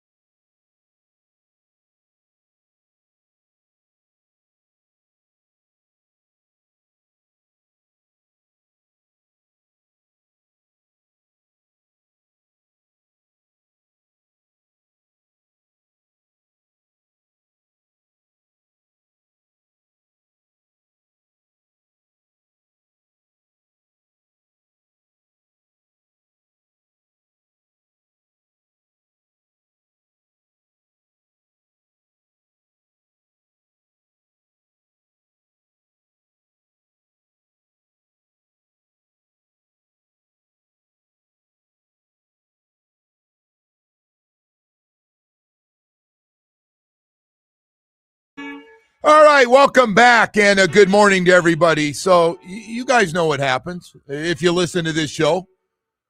Friday, 9 o'clock hour, we go to Mike Florio from Pro Football Talk. Good morning, Mike. And, man, there's always plenty of stuff going on, especially here in South Florida, besides all these draft picks. But I do want to start with this one. So, Mike, we've seen Tom Brady get away with whatever basically he wants to do as a part owner of the Raiders and doing the games on the number one team for Fox. Now Troy Aikman wants to get more involved and looks like he is going to be more involved with the team, with the Miami Dolphins. What's the league going to do? Do they going to put some rules and regulations, or is it just they're Hall of Famers, we're glad to have them? Well, Tom Brady has stretched the rubber band, and it makes it easier once they cross that bridge and allowed him to have an open conflict of interest where he's covering the NFL and all of its teams while simultaneously owning a piece of the Raiders. It is a clear conflict of interest. There was a time when some pushed back against that. And then when we saw Tom Brady sitting in the booth on that Monday night when he had the headset on and he hit the button on the chair so it sank real low, so maybe we would see it. That's when everybody knew, this probably shouldn't be happening. So I thought it was surprising when Troy Aikman just kind of casually said this week on a podcast he's going to continue with the Dolphins in some capacity, because it was presented as he's just consulting for the GM. Then it was, well, he's also going to consult for the head coach since we fired the head coach, since we, hired Troy to be involved in the GM search. So he'll do that too. And the league's position is that they will look at Troy's restrictions, if any, in his ESPN job at the appropriate time. I think one of the factors is, what is he actually going to be doing? But the bigger picture is, if he's doing anything, if he's getting a paycheck from the Dolphins, there is an issue there. He's got a duty to the Dolphins while he's got a duty to ESPN. And for Brady, even though they've softened the guardrails, he's not allowed to go to practice, and he's not allowed to go into any team facilities, obviously, other than the Raiders. So it'll be interesting to see exactly what Troy is doing. And the league now has an obligation to find out. Ask the Dolphins, what is Troy going to be doing for you? And the more this happens, the other teams that don't have a relationship with someone who's in that catbird seat, going to different stadiums every week, talking to people before the games, watching players on the field during warm-ups, things that teams don't have natural access to, why don't other teams do the same thing? I mean, hell, I'm available. Nobody wants me, so you can say that. But get that second paycheck, baby. Leverage that position of, not necessarily influence, but there is influence to it. But it's that opportunity to see what's going on. You see what's going on. You learn things that the teams aren't in a position to learn. There's value in that. Mike, I'm also curious, conflict of interest, and by the way, we're trying to figure out what Aikman's role will be here too. But I'm curious, conflict of interest, is there from an announcing standpoint, I would think also to be, I'm trying to figure it out for myself. Is the conflict of interest as an announcer, would they have that too? Maybe, pointing things differently or not? I mean, I'm curious what your thoughts on that are. Well, there's multiple levels to this. Number one, how objective are you when you're calling the game? Now, of course, fans of a given team always believe that every announcer hates their team. And there's always going to be some level of, well, he played the Cowboys, so I expect him to not like the Commanders. Or, we've had situations where, and we see it now, J.J. Watt calls games for CBS. He does a lot of Steelers games. TJ's his brother. There's a difference between having some sort of natural connection that we all know about and getting paid by one of the teams. And here's where it becomes a problem. And this is the biggest piece of the puzzle that really can benefit a team. And I mentioned this earlier, being on the field before the games. I've been there. You are in a position to get all sorts of stuff. You can find out who the up and coming coaches are. You find out who on a given staff is the one that everyone really respects. Hey, watch this guy. This guy's going places. You get to see the players out of their pads. You get to see out on the field how they look, how they move. And as it relates to Brady, there's no other owner that's got that kind of perspective. And I can't remember who it was. It may have been Carl Banks made a great point when this all first came up. And it may not have been him, but it was somebody in the media, and I'd love to give credit to who it was. But the point was this: hey, you got a problem with Jerry Jones being a broadcaster? Why didn't Jerry Jones get a job? He'd be entertaining. Put him in the booth. Let him call the games. We wouldn't stand for that. An owner of a team, a majority owner of a team, calling games and being in that position where you're around all the teams. So there's definitely an issue with it. And again, a lot of it hinges on what Troy's going to be doing. But my position would be if he's getting a paycheck from the Dolphins in any capacity, it becomes an issue. And if I'm the Buffalo Bills and it's Bills-Dolphins Monday Night Football, Week 4, Troy Aikman ain't coming to my practice. That's for damn sure. Yeah, I agree. Hey, we got more Dolphin news here. What'd you think of the trade? Waddle going to Denver for the 30th pick in the first round and a third-round pick and swapping fours. Well, I was surprised by it because you look at the other big names that have left the Dolphins since the arrival of John Eric Sullivan and Jeff Hafley. They all made sense. We knew that it was over for Tua. We knew it was over for Tyreek. Even if he was healthy, they weren't going to keep him at, I think it was $35 million in cash this year. Bradley Chubb, it was time to move on. Minka Fitzpatrick, he didn't want to be there. I'm surprised they didn't trade him before the deadline last year. Jalen Waddle was the first one. I was like, whoa, man, this is. I thought this was one of the, foundation guys. I thought this is one of the guys that's going to survive this, that they would want to keep it. But when you get a first-round pick and a third-round pick, and, yeah, there was a back-end flip of the fours that kind of pushes the needle back toward the Broncos a little bit because they get a higher fourth-round pick. But still, a 1 and a 3, kind of hard to say no to that. And the other thing I would say, I'm very impressed by Jeff Hafley.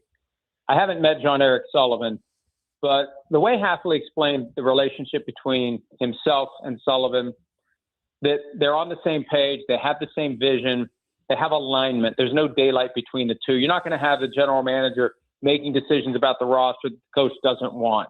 There's going to be a conscious effort. Any player who's there is a player that the coach wants there. And I feel like the two of those guys are not necessarily sharing a brain, but they're on the same page. So this isn't somebody going rogue.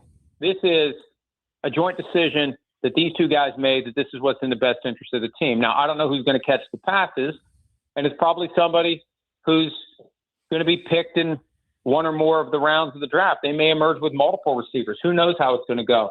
But they made the decision that as of right now, they're in better shape taking those draft picks and moving on from Jalen Waddle. And I think it's a win-win because he's going to potentially become the Michael Thomas in Sean Payton's Denver offense, where he's going to be the guy that they're going to scheme the plays so he's open, they get him the ball, and this is what they need to get to the next level. And it really could enhance Denver's chances of getting to the Super Bowl.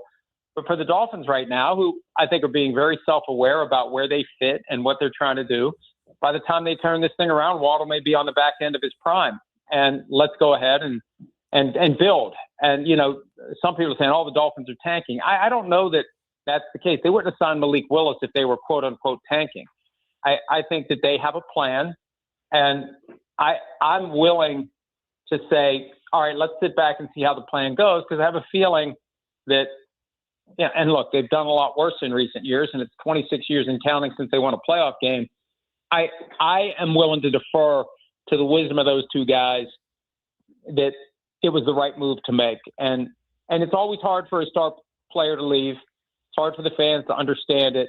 But I think it's the result of a strategy that is aimed at building a brighter future for the franchise. And the other side of this, Mike, because, everybody's calling, hey, what do you think of Waddle? I said, I had nothing bad to say about Waddle. I thought he was a great soldier around here. He was always good about everything.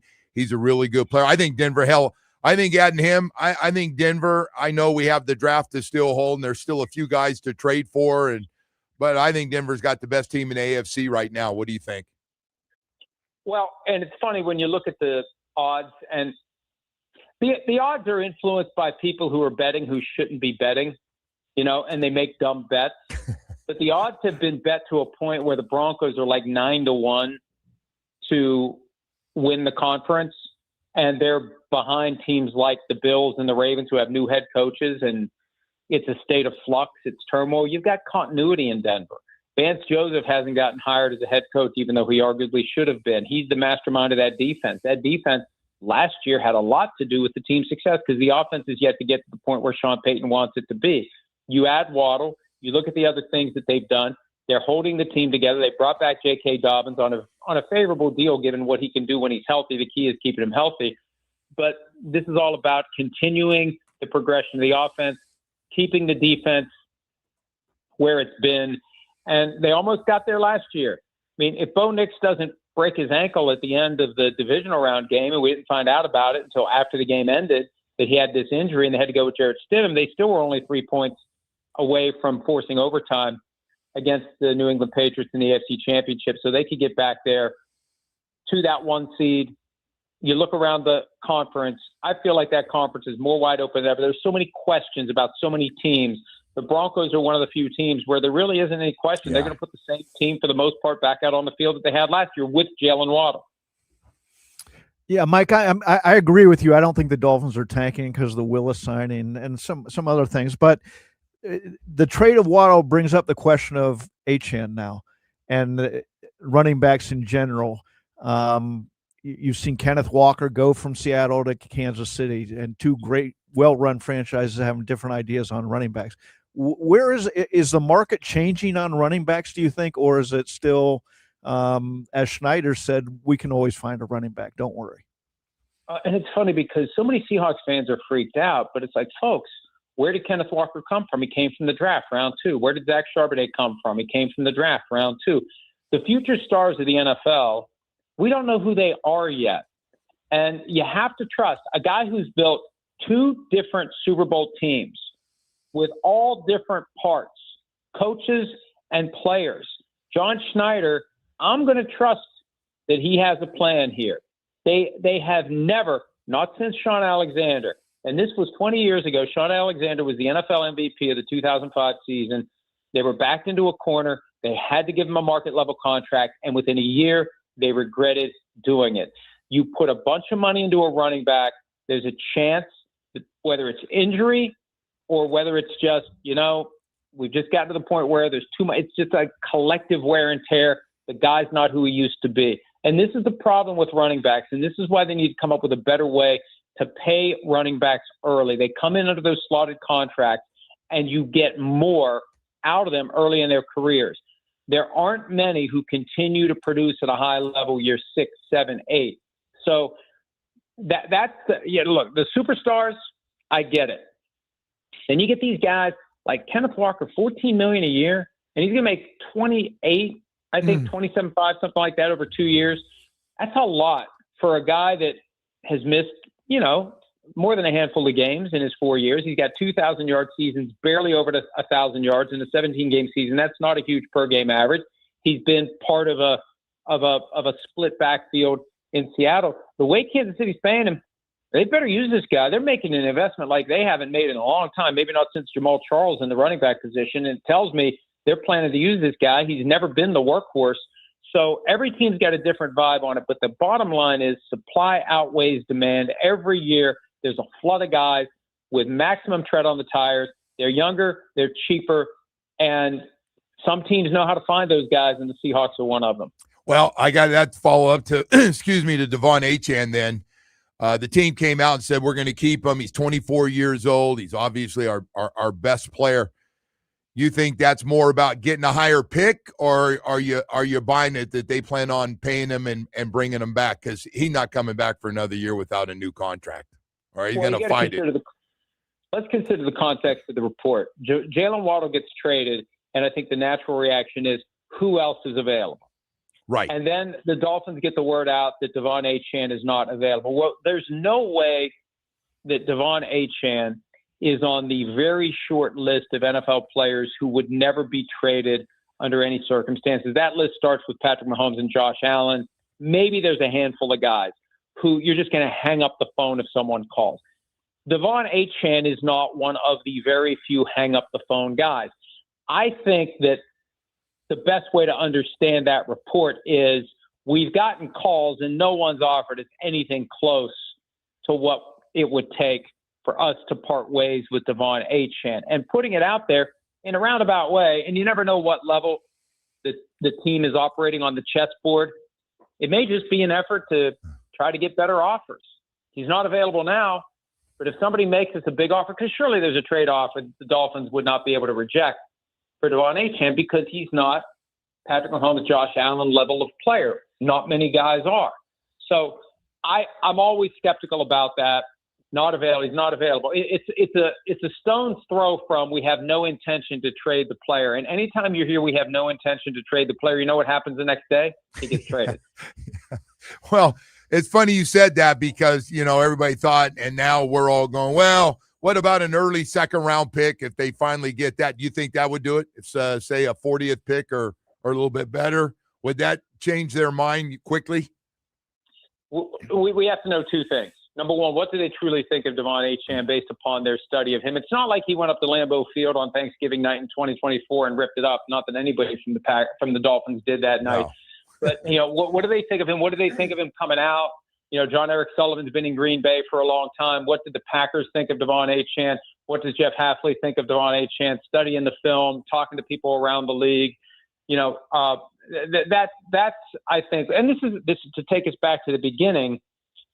If you have an owner of the team who's going to all these games and hearing what the chatter is about players pregame and being able to just see it live and see it up close and talk to the guy, they've done their research, assuming that this isn't just blowing smoke. They like him enough to keep him based upon whatever they've been offered so far. But you're going to have to pay him, like you said, Joe. You're going to have to pay him, or you're going to play the franchise tag game with him next year, which is going to be about $15 million to keep him on a one-year deal. But at least for now, I don't know what they've been offered, if anything, so far. I'm assuming they've gotten offers because this time of year, they talk about everybody. The general managers talk to all of their colleagues out there about who's available, who's not available, what's being offered. You do it just to find out what the market would be for another player. Like, what's the general sense of what a running back's worth? What's the sense of what a receiver's worth? And those conversations happen all the time. So they know what's been offered. And I'll say this, whatever's been offered, it hasn't been enough. Yeah. And I don't know if a high 2 does it, but I go back to the Seahawks. Where have they found their top guys in the second round? Yeah. No, that's a good point. Mike, man, we hit you a lot of Miami Dolphins stuff today because there's a lot of stuff happening down here in South Florida. Thank you so much, bud, for coming on. Thanks, guys. All right, Mike Florio from Pro Football Talk. Talking, we hit the Dolphin thing pretty damn hard. What do you think? Second round pick, Joe? Would you consider it for Achane? You keep throwing that out. Well, that's sort of a dividing line. I get it. There's some different parts of this. First of all, and the first part is they would like to keep him, but he's watching everybody else down here get contracts, and he's going, I just gave him 1,800 yards. I need to get paid. He's going to start with what's going on in Buffalo. I think that's a good place to start. James Cook's good starting point. Right, good structural for him. One thing Devon's got, he's 24 years old. He's still a young guy, and he's got a gear that none of the rest of these guys have. He's got that gear, and we see it. He didn't have an 80-yard run last year, but he got 30-yard runs all day, right? You make one mistake, and he's in the end zone. He's got some value. Man, I'm hoping, like Waddle, I hope we keep him. I wish we'd have kept him. Now I hope we keep Devon Achane. But I do wonder if an early second-round pick might do it. I don't think a first-round pick for a running back's not going to happen. Shocked if that happened because there's so many running backs out there and this new class of running backs coming out. But what do you think? Would a 40th or better pick do it for you? I don't think so. That's early. They already have a lot of picks, and obviously you want as many as you can. But it's not like they need to add picks this draft. What they need is add good players, and Achane's a very good player. And you got good Willis. Receiver, he's good running back out of the backfield, runs that wide sweep so well. Look at Kenneth Walker, just 2 years, 27.5. Basically, that's the contract in Kansas City. 13. So if you keep him Achane this year, and if as Mike Florio said, $15 million franchise tag next year, if you want to hardball him, I mean, that's a 2 years for. So we have seen what our players do here, and I know it's a different front office now and different coaching staff, but you hold out, you pout, you don't do certain drills. It's very clear to all the media, like, oh, I see he's sitting out this drill because it's a little more physical. But he's doing the conditioning and running certain, That's the next step of, okay, what's this management team like? What's Well, Sullivan like with the out. contracts? Right. Because some guys are going to. Because nobody wants distractions. Right. But you want your young guys. They were irresponsible with contracts, obviously, yes, they for were. a while. Terrible. And so I get it. How's he going to do it? That's because some guys need to be paid probably this year. Hey, a couple of years ago, all you had to do was powder, do something. You got a new contract. All you had to do was go cry. Just get emotional with you guys and the media, and hell, you got a new contract. It got done. Oh, here's more guarantee on the extension. We got it done. Hey, we got to go to break. We'll be right back after this. If you leave, you know what you'll miss. Guaranteed.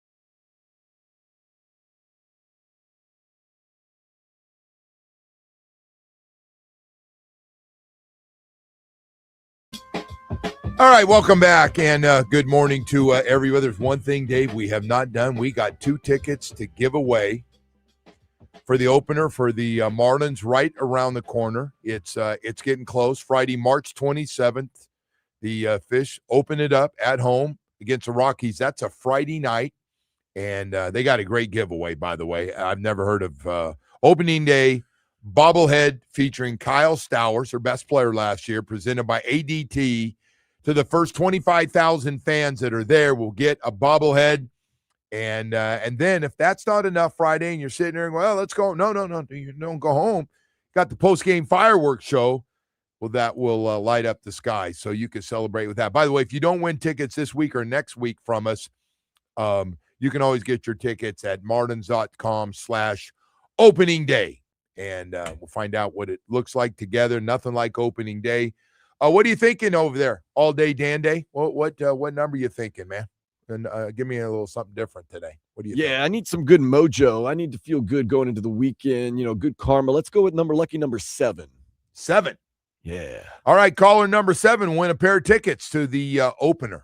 And we always appreciate everybody hanging around with us, even if you're just joining us to get those tickets that we said we'd give away here in this 9 o'clock hour. And there they go. They just I'd like to take my son. I like to go with my daughter.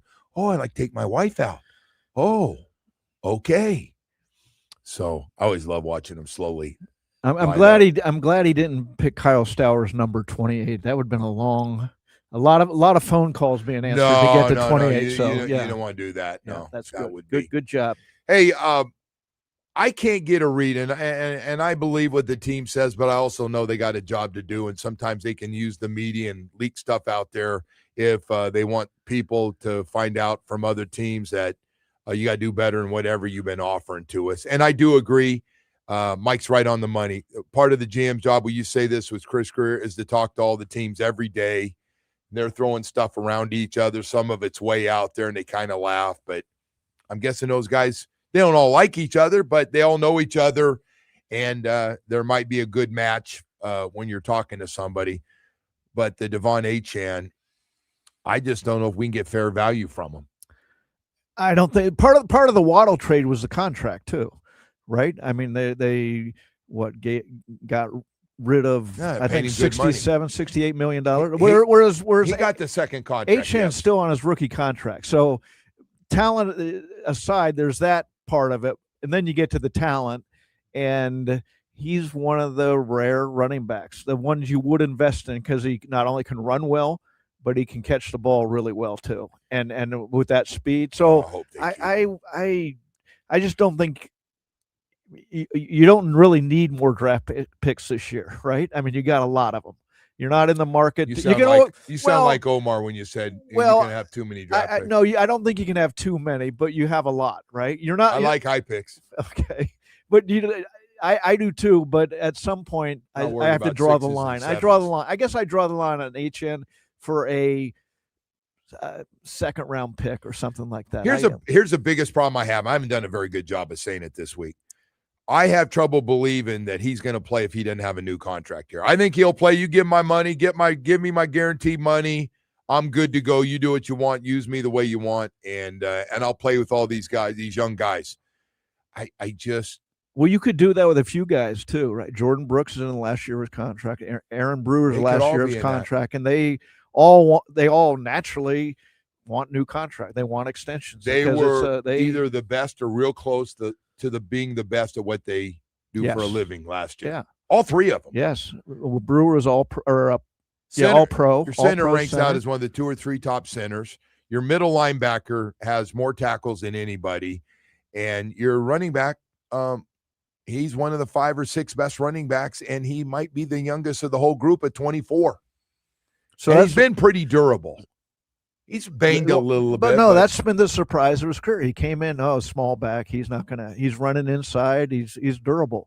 So next question for John Eric Sullivan is the contracts. And this gets also back to, of course, and we touched on it last regime where they were making it rain money for players. And what will be the philosophy of John Erickson? And it's set right from the start with the opening contracts that he's going to have to do. And well, listen, welcome to being the GM. Yeah. This is part of the job too. These are the tough, like, this is a good problem to have, though. At least we hit on a third round pick. Maybe they should, if they had a few more of these problems, they'd be in a better shape, right? Where you had to, what do we do with a guy getting to his second contract? But he happens to be the best player on the team. Yes. And he's 24. And we don't say that very much on this team right now. He's one of the best players, and he's the youngest. Well, he's one of the best players, and he can put the ball in the end zone. There's not a lot of, you don't have anybody else right now on the team who can do that. And there's only a couple of guys who can run that fast. I mean, he runs track fast. I know whatever is 4.3 something, but 4.32. Of course, your quarterback's 4.37. No. That reportedly was timed. That'd be a nice little combo. That's a nice little hand it off or not. Hey, so anyway, on top of that, we only got a little bit of time left here. First of all, Dave, thanks for coming in, man. I appreciate it very much. And if you get a chance, Miami Open tournament is going strong. If you get a couple nice days of weather, get a day pass or stadium seats or whatever if you want to see somebody specifically. But it's a good tournament. All the top dogs will be playing starting today and through the weekend. So you'll see all the top players play. And they've done a hell of a job out there. It is. I can see where your weekend's pointing, Joe, right? Yes. Yeah, it's a big weekend to get out there. Hope play a little tennis too while there. Try to that athletic son of mine, try to see if I can't get a set. Everything's got to be perfect, though, or I got no shot. Anyway, that's going to do it for everything. Good luck to the Miami Hurricanes basketball team. Missouri tonight, 10-10 start. So anyway, good luck to them. And also the Heat on the road to Houston. Panthers got a nice win last night. We haven't said much about it because they really don't want to win too much more. They're going to lose their. They're right at the 10th. They're number 10, top 10 pick, and if they go 11, they lose the pick. I got news for you though. You play guys are going to try to win. Yeah, right. They don't want to hear whatever your game plan is, no matter what the sport. They're going to try to win. And the GM, though, says, I want that pick. I want that pick. Yes, I do. Hey, that's going to do it for our show all day, Dan, day. Jamie, thank you guys so much for being with us. Always appreciate it out there. And by the way, I left out that egg sandwich today. Another great go-to. I love the egg sandwich. I knew it. The egg sandwich was a home run of all the sandwiches. That was always a good one. Are we talking egg salad or like fried egg? No, I'm talking about a hard-boiled egg. Oh, I'll go with both. I'll go with both. I'm egg salad fan too. And put some mayonnaise. You notice I put mayonnaise in everything. You do, Joe. And French fries. How's your cholesterol? Well, I'm taking a pill for it every day. You know that. Come on. I told you I'm on the hat trick, man, of anything for your heart I've taken right now. Thank you so much for being with us, and have a great weekend, everybody.